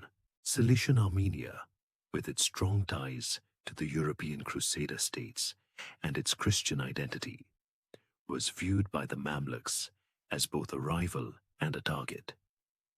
It was a juicy piece of real estate, strategically located and economically prosperous, making it too tempting for the Mamluks to ignore.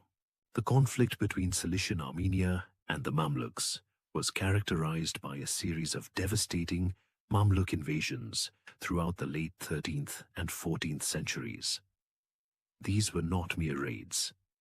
They were large-scale military campaigns aimed at systematically weakening and ultimately conquering the Armenian Kingdom.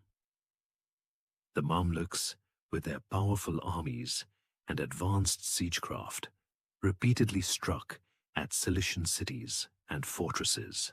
The Armenians, despite their bravery and occasional victories, were simply outmatched by the Mamluks' superior numbers and resources. It was a bit like a heavyweight boxer constantly fighting against a much larger, more powerful opponent. Eventually, sheer attrition takes its toll.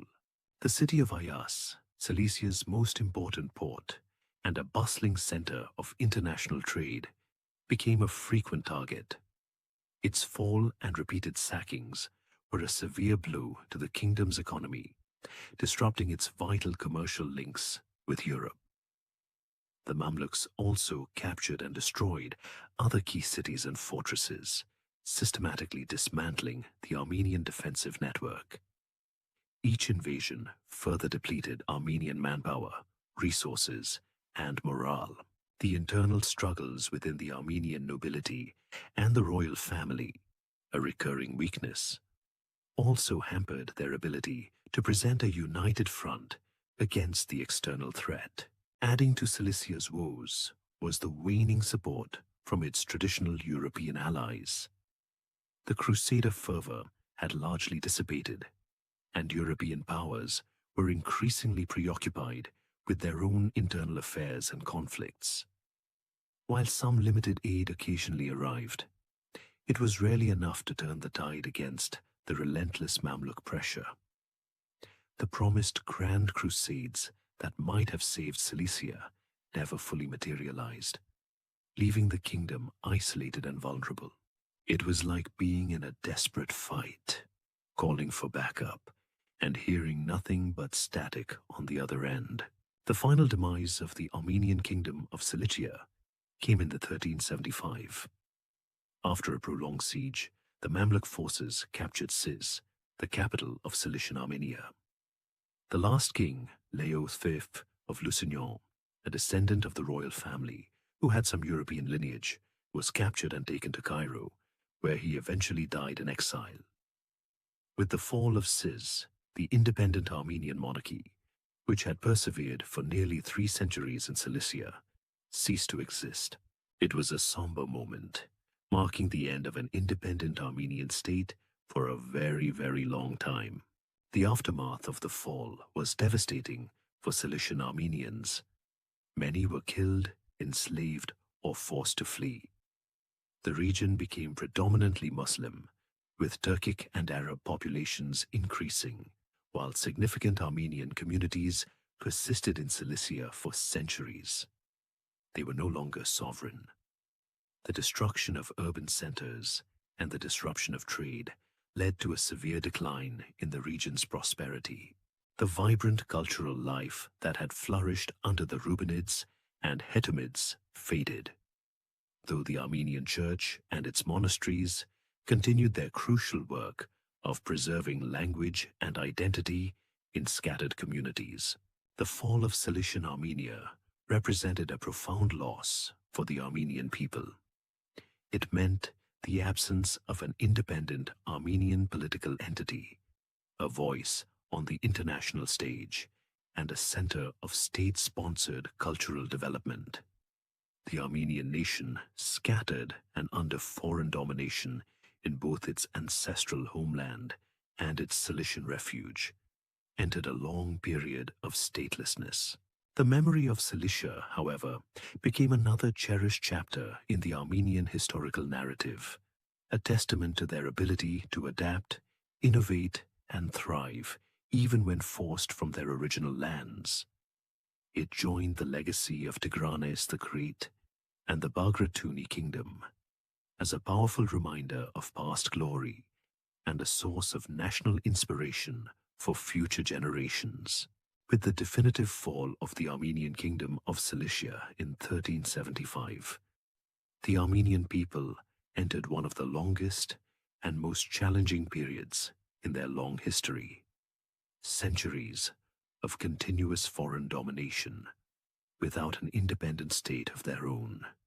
For the ancestral Armenian highlands, this meant being caught in the relentless geopolitical tug-of-war between two emerging behemoths, the Ottoman Empire to the west and the Safavid Empire of Persia to the east.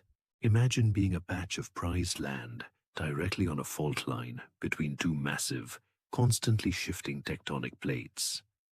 The tremors, the pressures, and the occasional violent quakes become a part of everyday life. This ongoing strife profoundly shaped the fate of the Armenian homeland and its people. The Ottoman Empire, emerging from Anatolia, steadily grew in power and ambition, eventually conquering Constantinople in 1453 and establishing itself as a dominant force in the Islamic world and beyond. The Safavid Empire, founded in Persia in the early 16th century, revitalized Iranian power and, importantly, established Shia Islam as its state religion, providing a distinct ideological counterpoint to the Sunni Ottoman Empire. These two vast empires, each believing itself to be the rightful inheritor of regional hegemony, engaged in a protracted series of wars that spanned centuries, turning the Armenian highlands into a perpetual battleground. Armenia once again found itself as a crucial frontier zone, its strategic location making it both a prize and a buffer. Both the Ottomans and the Safavids sought to control the region for military and economic reasons. The Ottoman-Safavid wars were frequent and devastating. Armies marched back and forth across Armenian territory, cities were besieged and sacked, and agricultural lands were laid waste. The local Armenian population bore the brunt of these conflicts, suffering from massacres, forced displacements, and economic ruin.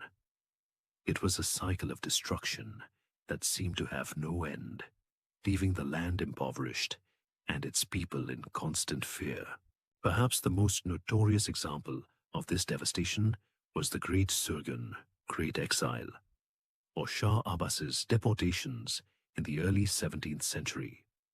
Shah Abbas IV, the powerful Safavid ruler, adopted a scorched earth policy to deny resources to the advancing Ottomans.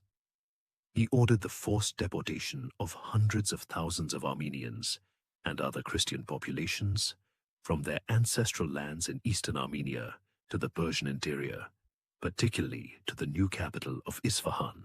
The journey was brutal, with countless lives lost due to starvation, disease, and harsh conditions. Imagine being forcibly uprooted from your home, your entire community, and made to march hundreds of miles into an unknown land. It was a traumatic experience, meant to break the spirit and deny the Ottomans any advantage. However, even in this tragic episode, Armenian resilience shone through. The deported Armenians, especially those settled in New Julfa outside Isfahan, quickly established themselves as highly successful merchants and traders. Their networks, extending from India to Europe, became vital to the Safavid economy, and they were granted considerable autonomy and religious freedom. This diaspora community thrived, building magnificent churches and schools and preserving Armenian culture far from their homeland. This demonstrated an incredible ability to adapt and rebuild, turning profound adversity into a new opportunity, albeit one born from immense suffering. It's almost like a plant that, when cut, simply grows new roots elsewhere. Meanwhile, the historical Armenian highlands became formally divided between the two empires. Western Armenia, roughly corresponding to Eastern Anatolia, fell under Ottoman rule, while Eastern Armenia, corresponding to parts of modern-day Armenia, Azerbaijan, and Iran, was under Safavid control. This division meant that Armenians on opposite sides of the border often experienced different forms of governance, taxation, and cultural pressures. Those under Ottoman rule were part of the millet system, which allowed some religious autonomy, while those under Safavid rule had varying degrees of freedom. The Armenian Church, specifically the Catholicosate of Echmiadzin in eastern Armenia, and the Catholicosate of Cilicia, which, after the fall of the kingdom, continued as an ecclesiastical center, became ever more crucial as unifying institutions. In the absence of a state, the Church served as the primary custodian of Armenian identity, language, and culture. It preserved ancient manuscripts, maintained schools, and provided spiritual and community leadership. It was the unwavering backbone of the nation, providing continuity through centuries of foreign rule. Historians still argue about the long-term demographic effects of these protracted wars and deportations. While undoubtedly devastating, Armenian communities persisted in their historical homeland, albeit in reduced numbers in many areas.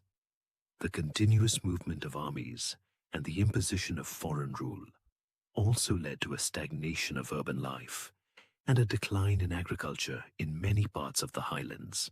The centuries of Ottoman-Safavid strife solidified Armenia's status as a contested frontier, a land whose people had to constantly adapt to shifting geopolitical winds, maintaining their distinct identity in the shadow of two powerful, often warring empires. It was a harsh test of endurance, one that the Armenian people, against all odds, largely passed. As the Ottoman and Safavid empires continued their seemingly endless struggle for control over the Armenian highlands, the Armenians living under Ottoman rule found themselves adapting to a distinct administrative system that, while offering a degree of religious autonomy, also solidified their status as a minority within a vast, multi-ethnic empire. This was the Ottoman millet system, a unique framework that shaped the daily lives, rights, and responsibilities of non-Muslim communities for centuries. Imagine a vast, diverse household where each major family group has its own designated living space, rules, and internal governance, all under the overarching authority of the head of the house. That, in essence, was the millet system. The word millet, pronounced millet, is an Arabic term meaning nation or community. In the Ottoman context, it referred to separate religious communities recognized by the state. Each millet was granted the right to govern its internal affairs according to its own religious laws and customs. For the Armenians, this meant that the Armenian Apostolic Church became the central organizing body for the Armenian millet. The Armenian Patriarch of Constantinople, residing in the Ottoman capital, served as the spiritual and secular head of the entire Armenian community within the empire, responsible for collecting taxes, administering justice in civil matters like marriage, divorce, and inheritance, and managing schools and charitable institutions. This system, while outwardly appearing tolerant, had both advantages and disadvantages for the Armenians. On the one hand, it allowed them to preserve their distinct religious identity, language, and cultural traditions. The Church was empowered to maintain schools where Armenian language and history were taught, ensuring the continuity of their heritage. Armenians could practice their faith openly, build churches, and educate their clergy. This provided a crucial institutional framework for survival in the absence of an independent state. It was a lifeline for their identity, preventing forced assimilation into the broader Muslim society. However, the millet system also placed Armenians in a subordinate position as dhimmis, protected non-Muslims. While protected, they faced certain legal and social restrictions compared to their Muslim counterparts.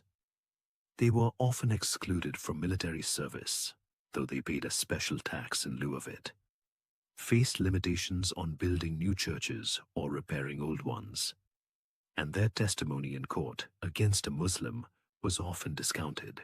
Socially, they were sometimes subject to discrimination and had to demonstrate deference. It was a clear hierarchy, even if it wasn't always overtly oppressive.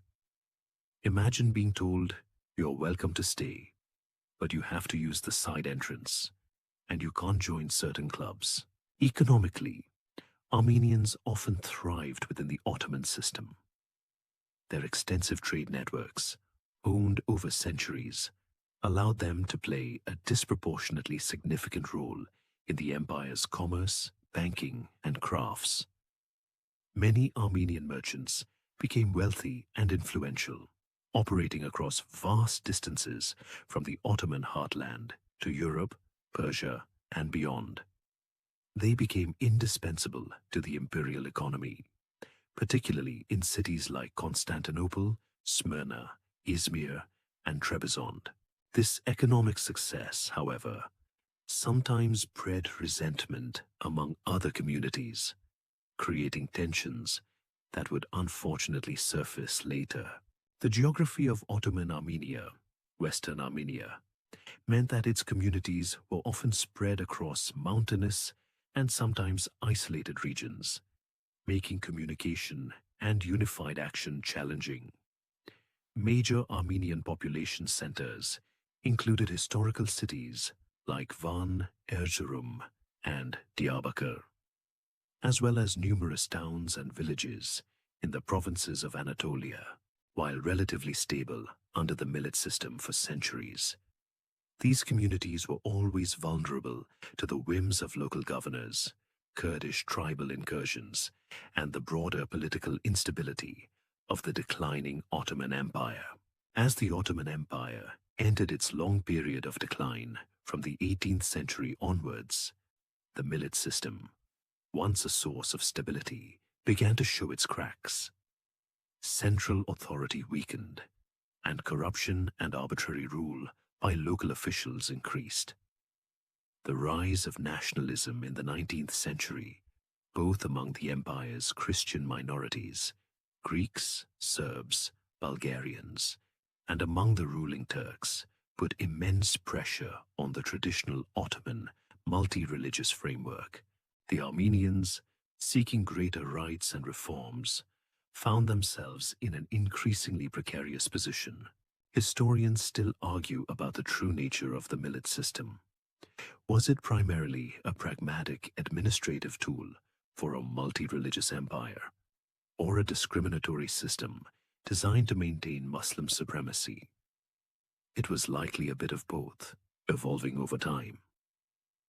What is undeniable is that for centuries, it provided the framework within which the Armenian people largely survived as a distinct religious and cultural entity under Ottoman rule. It allowed the Armenian Church to continue its role as the guardian of national identity, keeping the flame of Armenian heritage alive through generations of foreign domination, even as external pressures and internal weaknesses would eventually lead to tragic consequences. While large swathes of the Armenian homeland remained under Ottoman rule, another colossal power was steadily expanding its influence across Eurasia, the Russian Empire. From the 18th century onwards, Russia's southward push into the Caucasus region, driven by imperial ambition, religious affinity, and strategic interests, began to directly impact the fate of the Armenians. For many Armenians, particularly those living under Persian or Ottoman control, Russia, as a fellow Christian power, initially appeared as a potential liberator, a powerful ally against centuries of Muslim domination. It was like living under a harsh landlord and suddenly seeing a seemingly benevolent new neighbor moving in next door, promising to help you with your problems. Russia's expansion into the Caucasus was a protracted affair, marked by a series of wars with both the Ottoman and Persian empires. The Armenians, caught geographically between these warring giants, often found themselves having to choose sides, or more often, having sides chosen for them. During these conflicts, many Armenians, particularly those in eastern Armenia under Persian rule, actively supported the Russian advance. They provided intelligence, served as guides, and even formed volunteer militias, hoping that Russian victory would lead to their emancipation and the restoration of an Armenian state, or at least significantly improved conditions. A pivotal moment came with the Russo-Persian War of 1826-1828 and the subsequent Treaty of Turkmenchay in 1828. This treaty resulted in Persia ceding significant territories in the Caucasus to Russia, including the entire territory of what is largely modern-day Armenia, including the cities of Yerevan and Nakhchivan. This meant that for the first time in centuries, a substantial portion of the historical Armenian homeland was united under a single Christian power. This was greeted with immense relief and hope by the local Armenian population. Many Armenians from Persian territories, and even some from Ottoman lands, migrated to Russian Armenia, seeking refuge and a new life under Christian rule. However, the reality of Russian rule, while certainly different from Ottoman or Persian domination, was not a utopian liberation. The Tsarist regime, while nominally Orthodox Christian, was also an autocratic empire with its own imperial designs. Armenians, though no longer dhimmis, found themselves subject to the policies of Russification, which aimed to integrate diverse populations into the Russian cultural and administrative system. This meant Russian language in schools and administration, and efforts to bring the Armenian Church under closer control of the Russian Orthodox Church, something that the fiercely independent Armenian Apostolic Church resisted. It was like escaping one set of rules, only to find yourself under a different, but equally rigid, set of regulations. Despite these pressures, Russian Armenia experienced a period of relative stability and economic development. The absence of constant warfare that plagued Ottoman Armenia allowed for population growth, agricultural recovery, and the growth of new urban centers. Tiflis, modern-day Tbilisi in Georgia, though not in Armenia proper, became a major cultural and intellectual hub for Armenians, as did Yerevan. Armenian intellectuals and nationalist figures began to emerge, advocating for greater rights and cultural autonomy within the Russian Empire, and even for the eventual unification of all Armenian lands. The late 19th century, however, saw a shift in Russian policy that caused growing disillusionment among Armenians.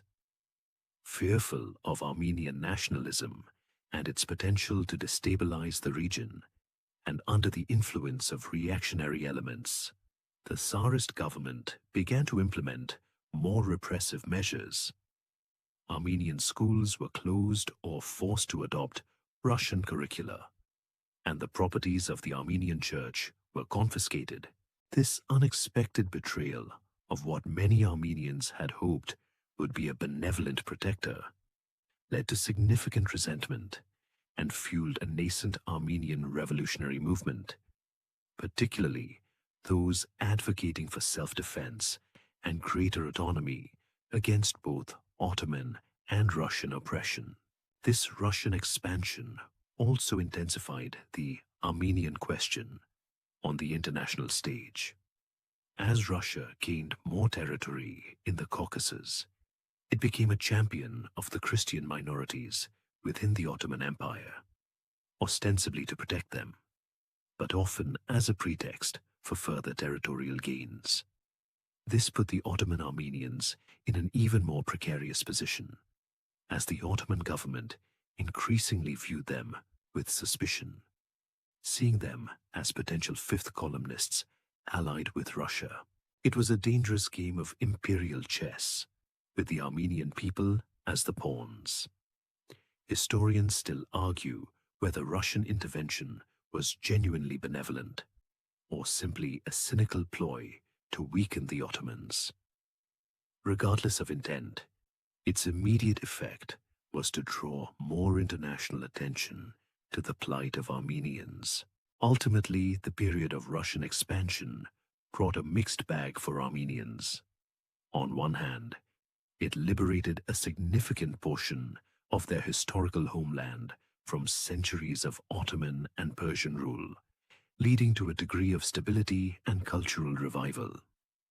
On the other hand, it introduced new forms of imperial control and repression, shattering the illusion of a purely benevolent Christian protector. It set the stage for the complex geopolitical maneuvers that would define the Armenian experience in the lead-up to the 20th century, cementing their place as a people caught between the competing ambitions of great powers. As the 19th century drew to a close and the 20th century dawned, the aspirations of the Armenian people for reform and self-determination clashed violently with the brutal realities of a crumbling Ottoman Empire. The romantic notion of a Christian protector in Russia began to fray, and the stirrings of Armenian national awakening were met with increasingly severe repression, culminating in horrifying acts of violence. Imagine a gentle breeze of hope turning into a suffocating storm, as long simmering tensions finally boiled over into outright brutality. The late 19th century was a period of intense change and rising nationalism across the Ottoman Empire. Various Christian minorities, inspired by European Enlightenment ideals and aided by external powers, had already achieved independence or significant autonomy. Think of Greece, Serbia, Bulgaria. The Armenians, witnessing these developments and facing increasing economic hardship and insecurity in their traditional homelands, also began to articulate demands for reforms. These demands were not initially for outright independence, but rather for basic security, fair taxation, an end to arbitrary violence by local Kurdish chieftains and corrupt officials, and greater representation within the Ottoman system. They merely asked for the rule of law, a concept that was becoming increasingly foreign to the decentralized and weakening imperial administration. However, the Ottoman government, under the autocratic rule of Sultan Abdul Hamid II, viewed these Armenian demands with profound suspicion. Influenced by pan-Turkic ideologies and a deep-seated fear of dismemberment, having already lost vast territories, the Sultan and his advisors saw Armenian aspirations as a direct threat to the integrity of the empire. They perceived Armenians, especially those who had received European education or engaged with revolutionary committees, as disloyal elements, potentially allied with Russia or European powers eager to carve up Ottoman territory. This paranoia, unfortunately, provided a convenient pretext for repression. The result was a series of horrific massacres that prefigured the catastrophe to come. The most prominent of these were the Hamidian massacres of 1894-1896. These orchestrated attacks often carried out by local irregulars, Kurdish tribes, and even Ottoman soldiers, resulted in the deaths of hundreds of thousands of Armenians across the Ottoman Empire. The scale of the violence was immense, targeting Armenian villages, churches, and urban communities. These were not random acts. They were systematic campaigns of terror designed to crush Armenian aspirations and punish them for their perceived disloyalty. Imagine entire towns being put to the torch, with no one to protect the innocent. Even after the Hamidian massacres, the tensions continued to simmer, reaching another boiling point with the Adana massacres of 1909. This outbreak of violence occurred in the Cilicia region, an area where Armenian communities had a long history and where the Ottoman counter-revolutionaries clashed with supporters of the newly restored constitution. In April 1909, an estimated 20,000 to 30,000 Armenians were killed in the city of Adana and its surrounding areas. This event was particularly shocking because it occurred after the Young Turk Revolution of 1908, which had promised a new era of equality and constitutional rule for all Ottoman subjects. The Adana massacres revealed that deep-seated anti-Armenian prejudices and state-sanctioned violence were still very much alive. Even under a seemingly more liberal government, historians still argue whether the Adana massacres were purely a local uprising or a planned event by elements within the collapsing Ottoman establishment. What is clear is their devastating impact. These massacres served as a chilling precursor to the horrors of the Armenian genocide.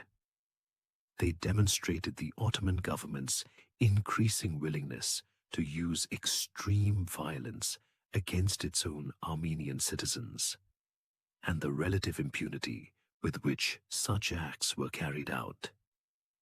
International protests often proved ineffective, offering little more than diplomatic condemnation, which the Ottoman authorities largely ignored. The world watched, perhaps with sympathy, but did little to intervene. A tragic precedent that would echo in the years to come. Amidst this rising tide of violence, Armenian political parties and revolutionary groups began to emerge. Organizations like the Armenian Revolutionary Federation, Dashnaktsutyon, and the Hunchakian Party were formed, initially advocating for reforms and self-defense within the empire. However, as the violence escalated and hopes for peaceful reform dwindled, some factions began to push for more radical solutions, including armed resistance and, for some, eventual independence. These groups, often operating from outside the Ottoman Empire, sought to mobilize Armenians and draw international attention to their plight. Their activities, however, were often used by the Ottoman authorities as further justification for their repressive policies, feeding into a vicious cycle of suspicion and violence. The late 19th and early 20th centuries were a truly perilous time for the Armenians. The dream of a unified, secure nation, whether under Russian protection or through internal Ottoman reform, seemed to be slipping away. Instead, they faced a stark reality: a declining empire increasingly prone to violence against its Christian minorities, and a world largely unwilling to intervene effectively. The rising tensions, the Hamidian and Adana massacres, and the general atmosphere of fear laid the grim groundwork for the ultimate catastrophe that would soon engulf the Armenian nation, a tragedy that would forever alter their demographic and geographical presence in their ancient homeland. The relentless pressure, the periodic massacres, and the increasingly fervent nationalism within the Ottoman Empire created an unbearable pressure cooker, and the lid was about to blow off. The outbreak of World War I in 1914 provided the perfect, catastrophic cover for the Ottoman government, now largely controlled by the radical triumvirate of the Committee of Union and Progress, KUP, also known as the Young Turks, to implement their final solution to the Armenian question. This wasn't just another massacre. It was a systematic, state-orchestrated campaign of extermination, the Armenian genocide. Imagine a terrifying storm that had been brewing for decades, finally unleashing its full, devastating fury, deliberately sweeping away an entire people, the Young Turks, driven by a potent mix of Turkic nationalism, Pan-Turanian ideology, the idea of uniting all Turkic peoples, and a deep-seated paranoia about internal enemies, viewed the Armenians as an existential threat to the integrity and future of the Ottoman Empire. They suspected Armenians of disloyalty, of conspiring with Russia, their wartime enemy, and of hindering their vision of a homogeneous Turkic state. The fact that many Armenian intellectuals and political figures advocated for reform or autonomy, or that some Armenians in the Russian Empire fought against the Ottomans, was used as a pretext for collective punishment against the entire Armenian population within the Ottoman borders. It was a classic case of blaming the victim, then eliminating them. The genocide began subtly, then escalated rapidly. First, in early 1915, Armenian soldiers serving in the Ottoman army were disarmed, segregated into labor battalions, and then systematically executed. This eliminated the most capable male population and potential defenders. Imagine being called to serve your country, only to have your uniform become your death shroud. This left Armenian communities virtually defenseless. Then came the infamous deportation orders, ostensibly for military necessity or security reasons. Beginning in the spring and summer of 1915, Armenians were rounded up from their homes across Anatolia and the historical Armenian highlands. They were forced onto long, brutal death marches, primarily towards the Syrian desert, particularly to concentration camps in places like Deir ez-Zor. These marches were not about relocation. They were designed to kill. Deportees were given little to no food or water, stripped of their possessions, and subjected to horrific conditions. They were constantly attacked by Ottoman soldiers, gendarmerie, and irregulars, including Kurdish and Circassian gangs. Women were raped, children abducted, and the elderly and infirm left to die by the roadside. Rivers became choked with bodies. It was an industrial-scale horror, meticulously planned and ruthlessly executed. The objective was clear: the complete annihilation of the Armenian presence in the Ottoman Empire. This wasn't accidental collateral damage of war. It was a deliberate policy of ethnic cleansing and genocide. The Ottoman government established special organization units, Teşkilat-i Mahsusa, to carry out the massacres. Orders were sent, often in coded language, to provincial governors and military commanders, instructing them to implement the deportations and the accompanying massacres, while the direct orders for extermination were often veiled. The intent was unmistakable in the horrific outcomes. The scale of the atrocities was staggering. Historians estimate that between 1 million and 1.5 million Armenians perished during the genocide.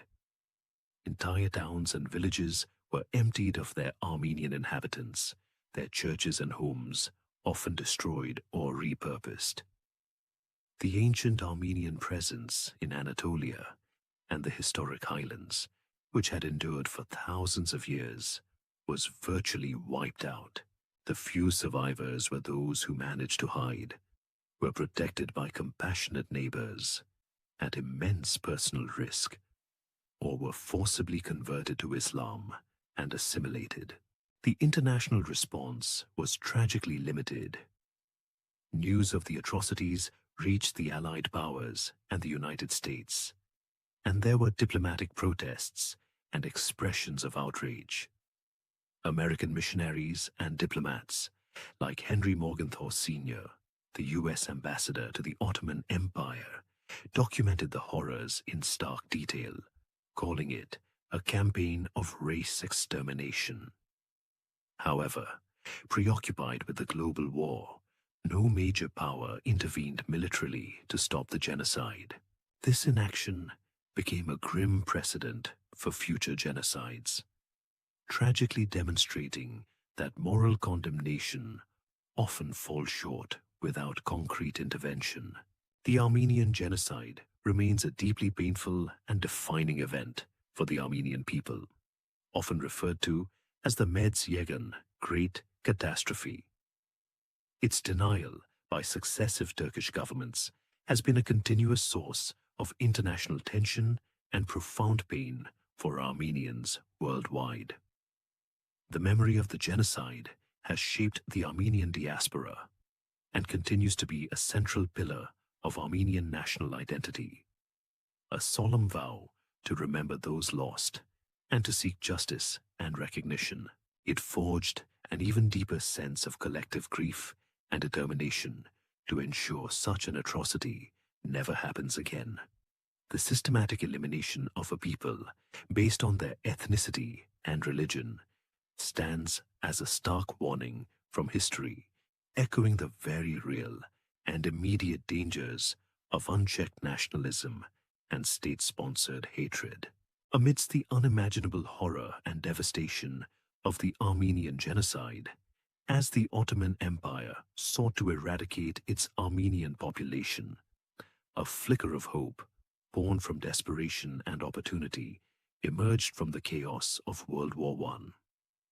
With the collapse of the Russian Empire in 1917, triggered by the Bolshevik Revolution, the Russian armies that had occupied parts of eastern Armenia suddenly withdrew. This created a perilous power vacuum, but also an unprecedented, if fleeting, chance for the Armenians of the Caucasus to forge their own destiny.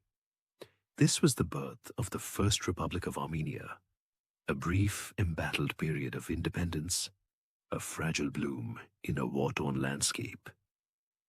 It was like finding a tiny, resilient sprout pushing through cracked concrete after a cataclysmic earthquake.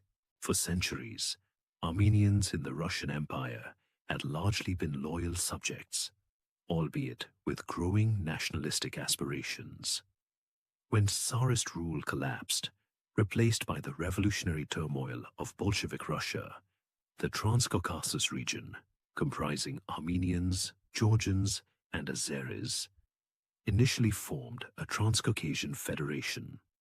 However, deep-seated ethnic and political differences, coupled with the immediate military threat from the advancing Ottoman armies, quickly led to its dissolution. Each nation, in a desperate race against time and Ottoman expansion, declared its own independence. Thus, on May 28, 1918, the First Republic of Armenia was proclaimed. This was a monumental, albeit bittersweet, moment. After more than 6 centuries without an independent state, and in the shadow of the ongoing genocide in Ottoman Armenia, a small portion of the historical Armenian homeland once again had a sovereign government. Its capital was Yerevan, a city that would forever after be associated with independent Armenia. Imagine the immense pride and profound trepidation of founding a nation under such dire circumstances, surrounded by enemies and reeling from unimaginable loss. The challenges facing the fledgling republic were immense, bordering on insurmountable. First and foremost was the continuing military threat. The Ottoman armies, having advanced through the Caucasus after the Russian withdrawal, were pressing hard on the new republic's borders. The Armenians, still recovering from the genocide, and with their best military leaders often serving in the Russian army, had to fight for their very survival. They managed to achieve a crucial, albeit costly, victory at the Battle of Sadarapat in May 1918, which halted the Ottoman advance and saved Yerevan from capture. This battle became a foundational myth for the Republic, a testament to Armenian courage in the face of annihilation. Beyond the Ottoman threat, the Republic also faced external pressures from its other neighbors. Border disputes and military clashes with newly independent Georgia and Azerbaijan were constant. Internally, the Republic grappled with a massive refugee crisis as tens of thousands of Armenian survivors from Ottoman Turkey poured into its limited territory, starving and diseased. The economy was in ruins, infrastructure was non-existent, and there was rampant famine and disease. It was a nation built on hope, but desperately short on resources and stability. The political landscape of the First Republic was dominated by the Armenian Revolutionary Federation, Dashnaktsutyon, a nationalist party that had been active for decades. They attempted to establish a democratic parliamentary system and worked tirelessly to secure international recognition and aid. Delegations were sent to the Paris Peace Conference, advocating for a unified, independent Armenia that would include the Armenian-populated territories of Ottoman Turkey.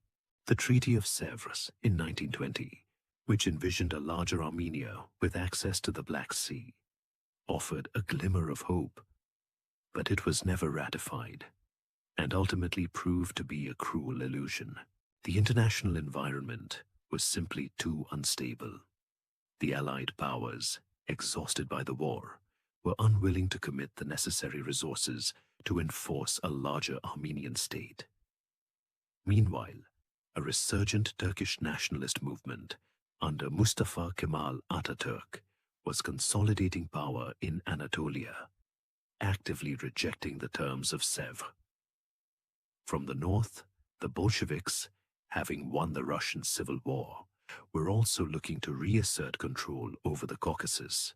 Caught between the Kemalist Turks to the west and the advancing Red Army to the north, the First Republic of Armenia found itself in an impossible squeeze. In September 1920, Turkey launched a renewed invasion of Armenia. The Armenians, exhausted and abandoned by their hoped-for international allies, suffered devastating defeats. Simultaneously, the Bolsheviks, seeing their opportunity, advanced into Armenia. Faced with a two-front war against overwhelming odds, the government of the First Republic of Armenia ultimately collapsed. On December 1920, the Red Army entered Yerevan, and Armenia was declared a Soviet Socialist Republic. The First Republic lasted a mere 2.5 years, a brief interlude of independence in a long history of foreign rule. Yet its significance cannot be overstated. It represented the first modern attempt at Armenian statehood, a concrete manifestation of national aspirations. Its struggle, its heroes, and its tragic demise became a powerful part of the Armenian national narrative, a painful yet inspiring reminder of the possibility, however fleeting, of self-determination. Historians still argue whether the Republic's collapse was inevitable, given the geopolitical circumstances, or if different choices could have prolonged its existence. What is certain is that its memory fueled the hopes of future generations for a truly independent Armenian nation. With the collapse of the First Republic of Armenia, the Armenian people, having briefly tasted the sweet, albeit bitter, fruit of independence, found themselves once again under foreign rule.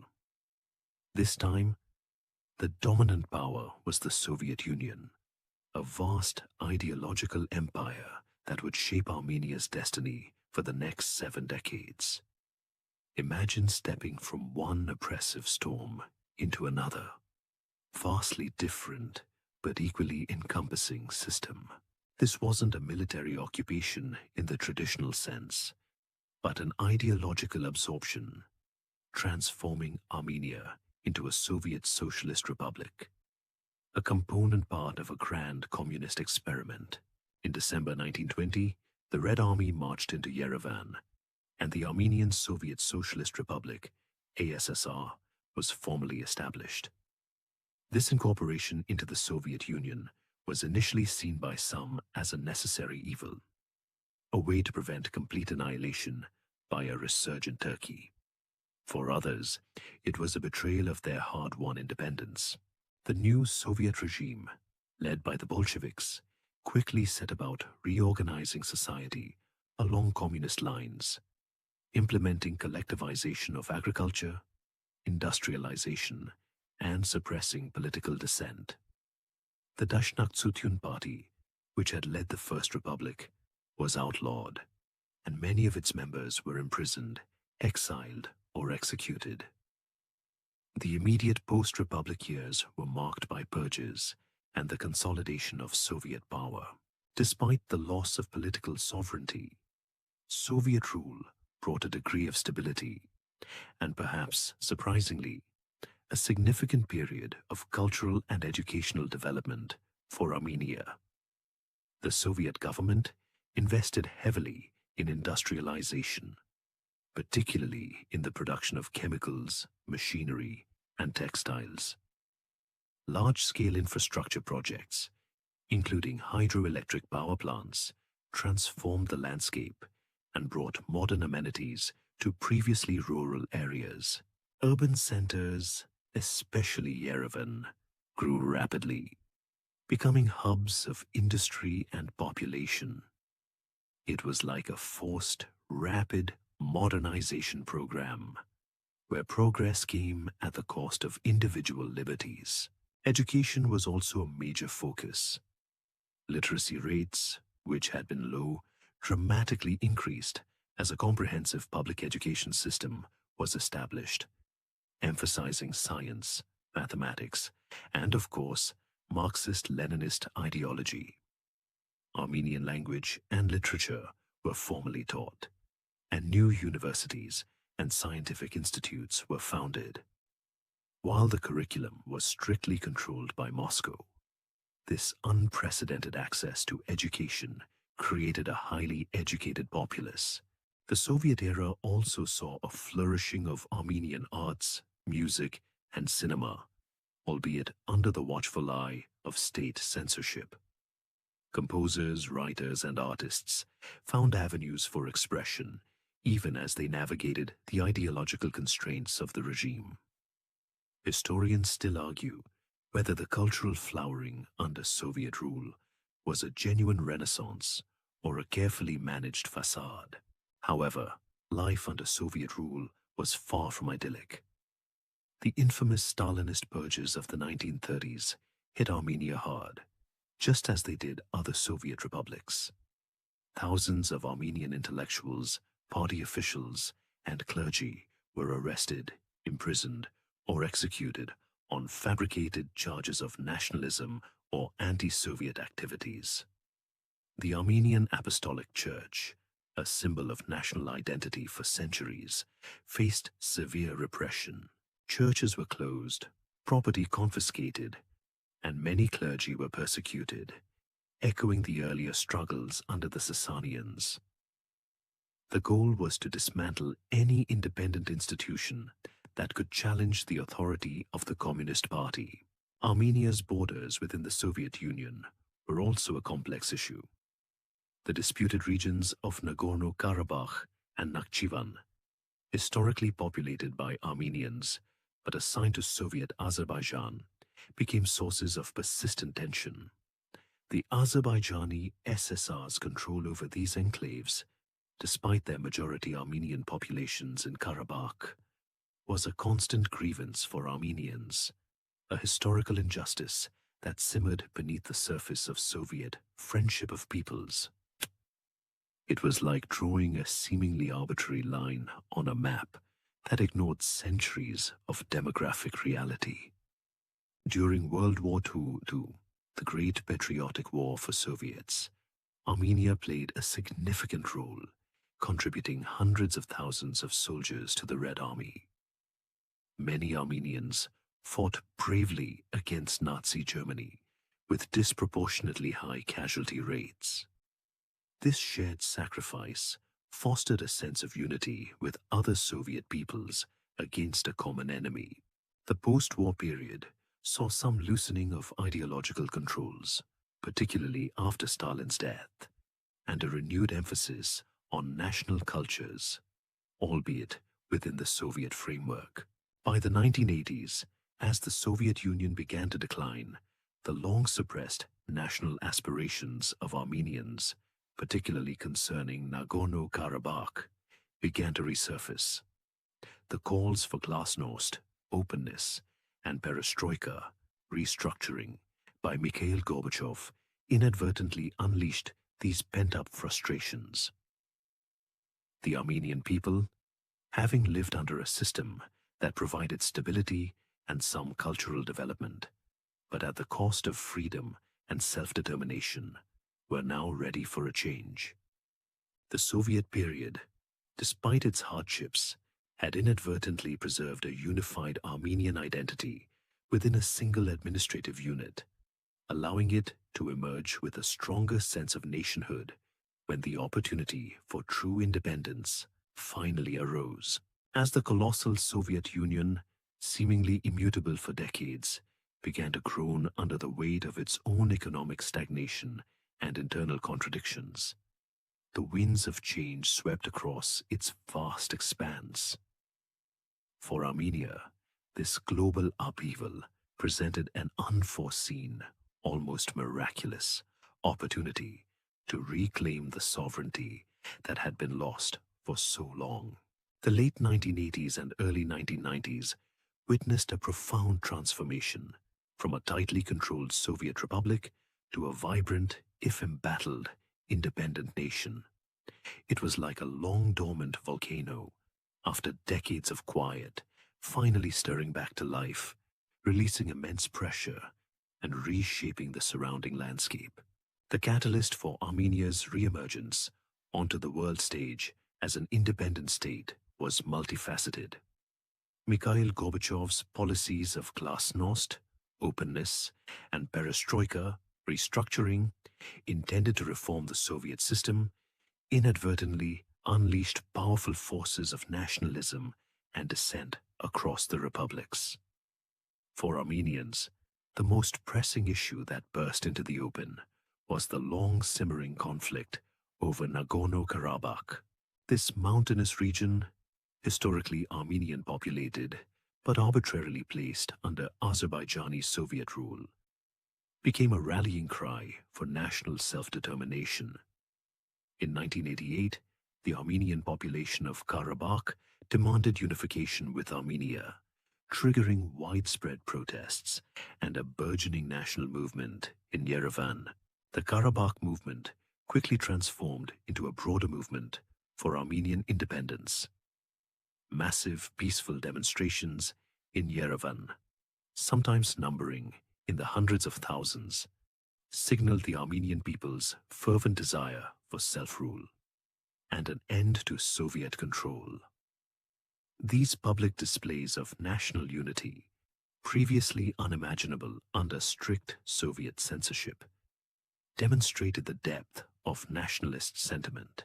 It was like watching a dam break, as years of suppressed desires suddenly flooded into the open. However, this period was also marked by increasing ethnic tensions and violence, particularly between Armenians and Azerbaijanis. Pogroms against Armenians in Azerbaijani cities like Sumgait, 1988, and Baku, 1990, sent shockwaves through the Armenian population, fueling fears for their safety and reinforcing the necessity of self-defense. These atrocities intensified the Karabakh conflict, which soon escalated from political protests to armed conflict. the Soviet central government's inability or unwillingness to effectively resolve the escalating ethnic strife further discredited Moscow's authority and fueled desires for full independence.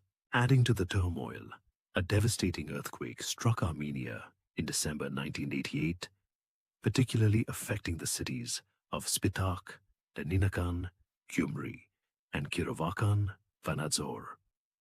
The earthquake killed tens of thousands and left hundreds of thousands homeless, exposing the inadequacies of the Soviet response and further uniting the Armenian people in shared tragedy and a demand for self-reliance. The international aid that poured in, circumventing Soviet channels, also gave the Armenians a taste of global solidarity and a sense of direct connection to the outside world, bypassing the Soviet intermediary. As the Soviet Union continued its rapid disintegration, marked by failed coups and declarations of independence by various republics, Armenia moved decisively towards its own sovereignty. On August 23, 1990, the Armenian Supreme Soviet adopted the Declaration of Independence, renaming the Armenian Soviet Socialist Republic to the Republic of Armenia. This was a formal step, but the final decisive moment came with the nationwide referendum on independence on September 20th, 1991. An overwhelming majority of Armenians voted for full independence from the Soviet Union. Just months later, in December 1991, the Soviet Union formally dissolved, and the Republic of Armenia took its place as a fully sovereign state on the international stage. The birth of modern Armenia was not without immediate and profound challenges. The ongoing Nagorno-Karabakh war against Azerbaijan intensified, becoming a full-scale conflict with heavy casualties and significant territorial changes. Armenia faced a devastating energy blockade imposed by Azerbaijan and Turkey, crippling its economy and plunging the nation into darkness and cold for years. The country had to transition from a centrally planned Soviet economy to a market economy, a painful process that led to widespread unemployment and hardship. It was truly a case of out of the frying pan into the fire, but this time they were masters of their own destiny. Despite these immense difficulties, the early years of independence were marked by incredible national spirit and resilience. Armenians around the world, the vast diaspora, rallied to support the fledgling state, providing humanitarian aid, investments, and diplomatic support. The dream of independent statehood, nurtured for centuries through foreign rule and genocide, had finally been realized. This era solidified the capital, Yerevan, as the vibrant heart of the new nation, a city that pulsed with renewed hope and the weight of history. The challenges of nation-building were immense, but for the first time in centuries, Armenians had the arduous yet exhilarating task of building their own future. The newfound independence of Armenia, while a momentous achievement, immediately thrust the young nation into a crucible of profound challenges, the most pressing and defining of which was the full-scale Nagorno-Karabakh War. This conflict, born from the ethnic tensions and historical grievances that simmered beneath the Soviet facade, became an existential struggle for Armenia, consuming its resources, shaping its foreign policy, and deeply impacting its societal fabric. It was like finally setting sail on your own ship, only to find yourself immediately caught in a violent, prolonged storm that threatened to capsize everything.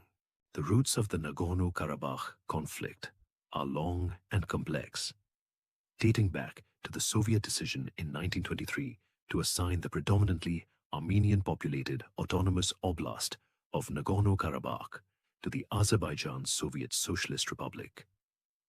For decades, Armenians in Karabakh had appealed to Moscow to be united with Armenia, but their pleas were consistently denied.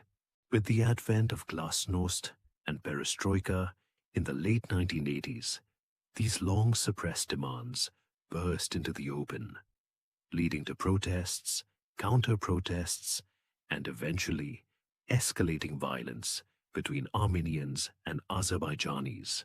By 1991, as the Soviet Union dissolved, the conflict transitioned from inter-ethnic clashes into a full-blown war between the newly independent Republic of Armenia, supporting the local Karabakh Armenian forces, and the Republic of Azerbaijan. The Karabakh Armenians, with backing from Armenia, declared their own independence, establishing the Nagorno-Karabakh Republic, Artsakh. Though this entity remains largely unrecognized internationally, the conflict was brutal and intense, characterized by heavy artillery shelling, airstrikes, and fierce ground combat. Both sides suffered significant casualties, and hundreds of thousands of civilians were displaced, creating a massive refugee crisis for both Armenia and Azerbaijan. The war lasted until a ceasefire agreement in May 1994, largely brokered by Russia. By this time, the Armenian forces, including those from Nagorno-Karabakh and support from Armenia, had gained control not only of Nagorno-Karabakh itself, but also of 7 surrounding Azerbaijani districts. These territories, often referred to as a security belt, were intended to provide a buffer zone and a land bridge between Armenia and Karabakh. This military victory came at an immense cost for Armenia, which was simultaneously grappling with economic collapse, an energy blockade, and the painful transition from communism. Imagine fighting a total war while simultaneously trying to build a new country from the ground up, with no electricity and limited food. The economic consequences for Armenia were dire. Azerbaijan and Turkey imposed a severe economic blockade, closing their borders with Armenia. This crippled Armenia's economy, as its primary trade routes were severed, and access to energy resources was severely restricted.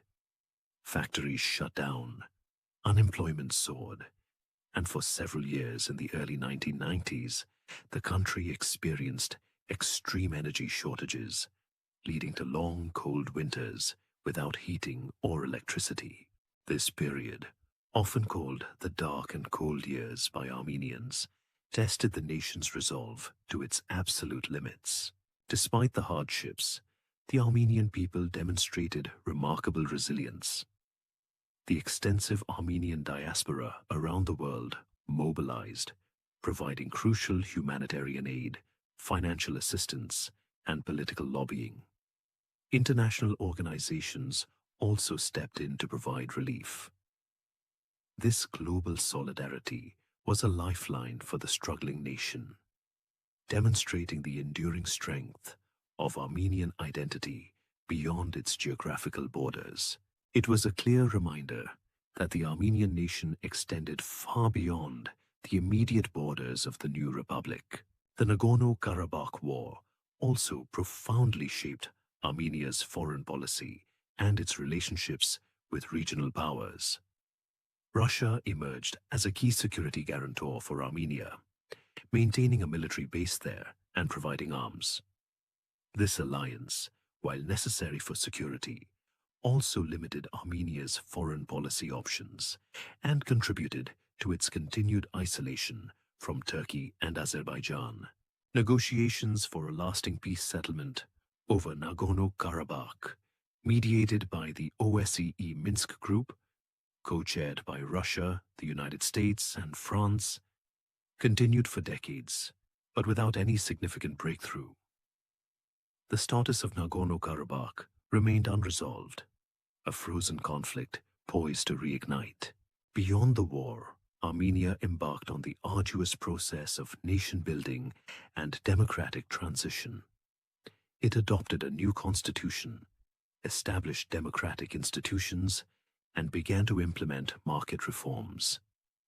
This transition was complex and often painful, marked by political instability, corruption, and the challenges of creating a functioning state from the remnants of the Soviet system. However, compared to some other post-Soviet states, Armenia maintained a relatively stable democratic trajectory, albeit with its share of setbacks. Historians still argue about the long-term impact of the Karabakh War on Armenia's development. While the military victory secured the existence of Artsakh and solidified Armenia's security posture, it also came at the cost of deep isolation and prolonged economic hardship. The conflict remains a central, unresolved issue, a constant reminder of the fragility of peace and the profound historical legacies that continue to shape the region. The early years of independence were defined by this brutal conflict, forging a generation of Armenians who understood the immense price of sovereignty and the ongoing struggle for national survival. Having navigated the treacherous waters of the Nagorno-Karabakh War and the challenging transition to a market economy, modern Armenia, now in the 21st century, faces a new array of complex challenges while simultaneously seeking to solidify its place on the global stage. These challenges aren't just external. They are deeply intertwined with internal reforms, demographic shifts, and the ongoing search for a stable, prosperous future. It's like a ship that has survived a massive storm, but now has to navigate rocky shoals and unpredictable currents in a rapidly changing ocean. At the forefront of Armenia's contemporary challenges remains the unresolved Nagorno-Karabakh conflict. Despite the 1994 ceasefire, tensions with Azerbaijan never truly abated. Decades of peace negotiations, mediated by the OSCE Minsk Group, yielded no lasting political settlement. This frozen conflict meant a continuous militarization of the border, frequent skirmishes, and a persistent state of alert, diverting precious resources that could have been used for economic development. The international community, while calling for peace, largely failed to provide the necessary impetus for a breakthrough. This fragile status quo was dramatically shattered by the Second Nagorno-Karabakh War in the autumn of 2020. Azerbaijan, heavily armed and supported by Turkey, launched a large-scale military offensive. The 44-day war, fought with modern drones and advanced weaponry, resulted in a decisive Azerbaijani victory. Armenia suffered significant military losses, and Azerbaijan regained control over large territories, including the 7 surrounding districts and parts of Nagorno-Karabakh itself. The ceasefire agreement, brokered by Russia, deployed Russian peacekeepers to a much-reduced Karabakh, but fundamentally altered the geopolitical landscape of the South Caucasus. This defeat was a profound national trauma for Armenians, reopening deep wounds and sparking widespread grief and recrimination. It was a stark reminder of their strategic vulnerability and the limits of their alliances. Following the 2020 war, Armenia faced an even more precarious situation. In September 2023, Azerbaijan launched another swift military operation, resulting in the complete reassertion of Azerbaijani control over Nagorno-Karabakh. This led to a mass exodus of virtually the entire ethnic Armenian population of Nagorno-Karabakh, over 100,000 people, to Armenia, fearing ethnic cleansing under Azerbaijani rule. This humanitarian crisis placed immense strain on Armenia's resources and societal capacity, adding hundreds of thousands of displaced persons to a country already struggling economically. This event marked the tragic end of a centuries-old Armenian presence in Artsakh, leaving a deep scar on the collective Armenian psyche. Beyond the ongoing regional conflicts, Armenia faces significant internal challenges. Economic development remains a primary concern. The country has struggled to attract sufficient foreign investment, combat corruption, and create a truly diversified economy. Dependence on remittances from the diaspora and a limited industrial base mean that economic growth is often fragile. High unemployment and brain drain, particularly among skilled youth, continue to be pressing issues. Many young Armenians seeking better opportunities emigrate, further exacerbating demographic challenges. It's a constant battle to retain talent and build a robust, self-sustaining economy. Democracy and governance are also ongoing challenges. While Armenia has made strides towards democratic reform, particularly after the Velvet Revolution of 2018, which brought Nikol Pashinyan to power, issues of judicial independence, electoral integrity, and combating entrenched corruption persist. Public trust in institutions has been a recurring concern, especially after the 2020 war and the subsequent loss of Karabakh. Protests and political instability sometimes flare up, reflecting a nation grappling with its political future and seeking accountability. In terms of foreign policy, Armenia is attempting to diversify its alliances while maintaining its crucial, albeit increasingly strained, relationship with Russia. The war in Ukraine and Russia's diminished capacity or willingness to protect Armenia's interests have led to a re-evaluation of its traditional security architecture. Armenia is seeking closer ties with the European Union and the United States, exploring new economic partnerships and security guarantees. However, this shift is delicate, given Russia's historical influence and the ongoing geopolitical complexities of the region, including the continued border disputes and potential threats from Turkey and Azerbaijan. It's like walking a tightrope between powerful, sometimes competing forces. The Armenian diaspora continues to play an indispensable role in the nation's survival and development. Spanning the globe, from the United States and France to Russia and the Middle East, the diaspora provides vital financial aid, invests in various sectors, engages in powerful political lobbying, particularly regarding genocide recognition and aid to Armenia, and fosters cultural and educational ties. While there can sometimes be a disconnect between the diaspora's expectations and the realities on the ground in Armenia, its unwavering support remains a fundamental pillar of national resilience. This global network of Armenians is a unique asset, a testament to the power of shared heritage and collective memory. Historians will undoubtedly analyze the profound impact of the early 21st century's events on Armenia's trajectory. The loss of Artsakh and the subsequent humanitarian crisis have reshaped national identity and forced a painful re-evaluation of geopolitical realities. Yet, through all these trials, the Armenian people continue to demonstrate their enduring spirit, clinging to their ancient language, their unique church, and a profound sense of shared history. The challenges are immense, but the centuries-long narrative of survival against overwhelming odds suggests that the Armenian nation, forged in the crucible of adversity, will continue to strive for a peaceful and prosperous future. Having witnessed the profound shifts and enduring struggles of the early 21st century, Armenia stands at a critical juncture, looking toward a future shaped by the echoes of its past and the persistent challenges of the present.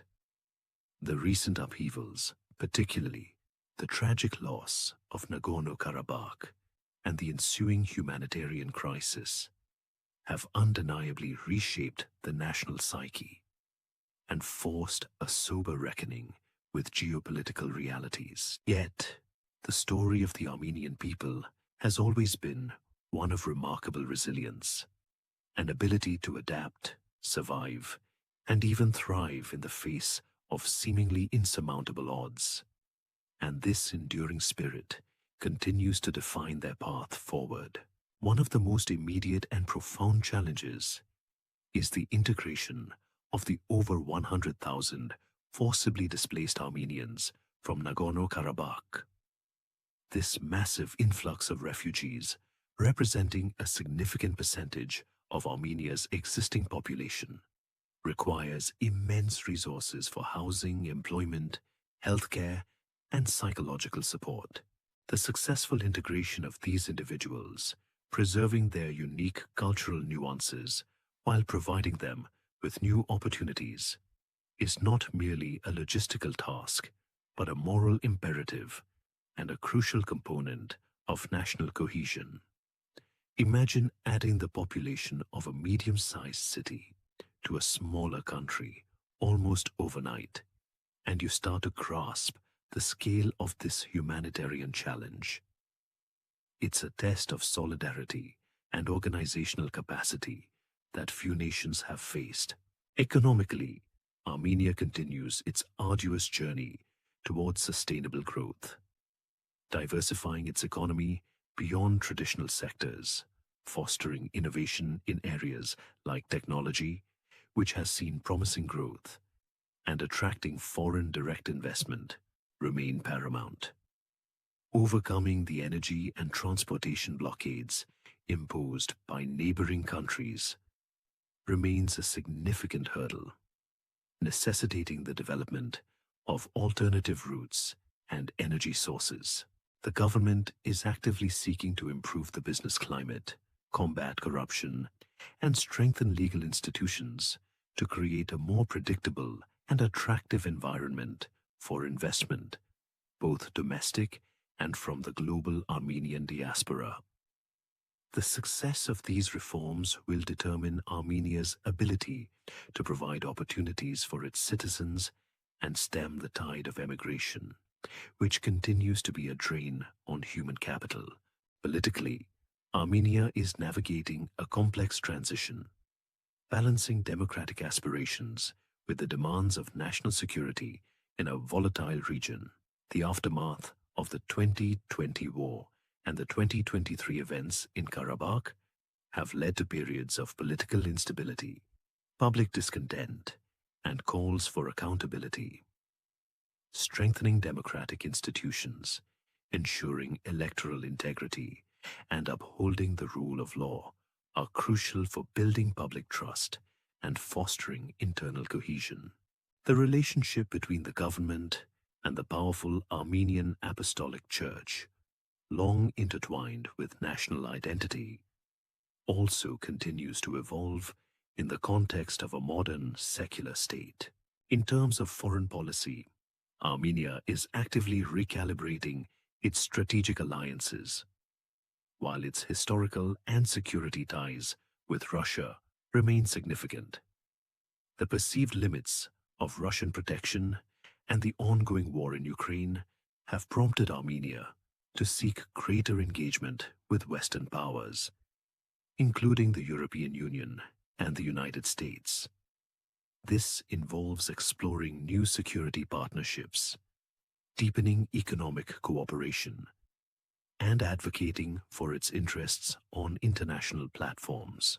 However, balancing these new orientations with the realities of its immediate neighborhood, including ongoing border delimitation talks with Azerbaijan and the complex relationship with Turkey, demands astute diplomacy and strategic foresight. It's a delicate dance on a geopolitical tightrope where every step carries significant weight. Culturally, the Armenian people continue to draw strength from their ancient heritage. The Armenian language, their unique alphabet, the rich traditions of the Armenian Apostolic Church, and a vibrant artistic and intellectual life remain cornerstones of their identity. The global Armenian diaspora, numbering far more than the population within Armenia itself, plays an indispensable role in preserving and promoting this heritage, acting as cultural ambassadors and providing vital support to the homeland. Whether it's through philanthropic projects, cultural exchanges, or political advocacy, the diaspora ensures that the Armenian voice resonates globally. Historians will undoubtedly reflect on how this widespread network of Armenians continues to influence the nation's survival and resurgence in the years to come. The path ahead for Armenia is undoubtedly challenging, fraught with historical grievances, ongoing regional instability, and the complexities of modern nation building. Yet, the unbroken chain of Armenian history, stretching back millennia through empires and cataclysms, is a testament to their extraordinary capacity for survival and renewal. From the ancient kingdoms to the modern republic, from the profound adoption of Christianity to the resilience in the face of genocide, the Armenian people have repeatedly demonstrated their unwavering commitment to their identity and their land. The hopes for a stable, prosperous, and secure future for Armenia rest upon its ability to learn from its past, adapt to its present, and harness the collective strength of its people, both within its borders and across the global diaspora. The story continues, a testament to the enduring spirit of a nation that refuses to fade. As the echoes of these ancient and modern struggles begin to gently fade, and the long winding tapestry of Armenian history softly recedes into the quiet corners of your mind, allow yourself to drift into a state of calm.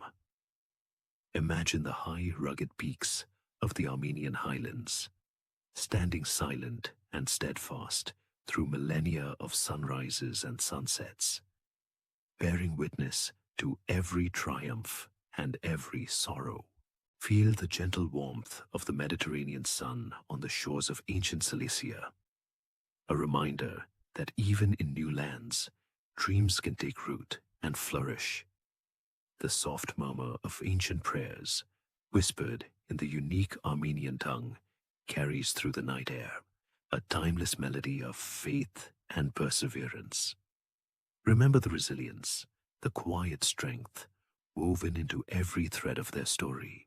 The grand sweep of empires, the clash of cultures, the indomitable spirit of a people holding fast to their identity, all these images gently soften, blending into a peaceful hush. Let the weight of history settle comfortably, not as a burden, but as a calming presence, a whisper of human endurance and the enduring power of hope. All the trials and triumphs, the moments of despair and the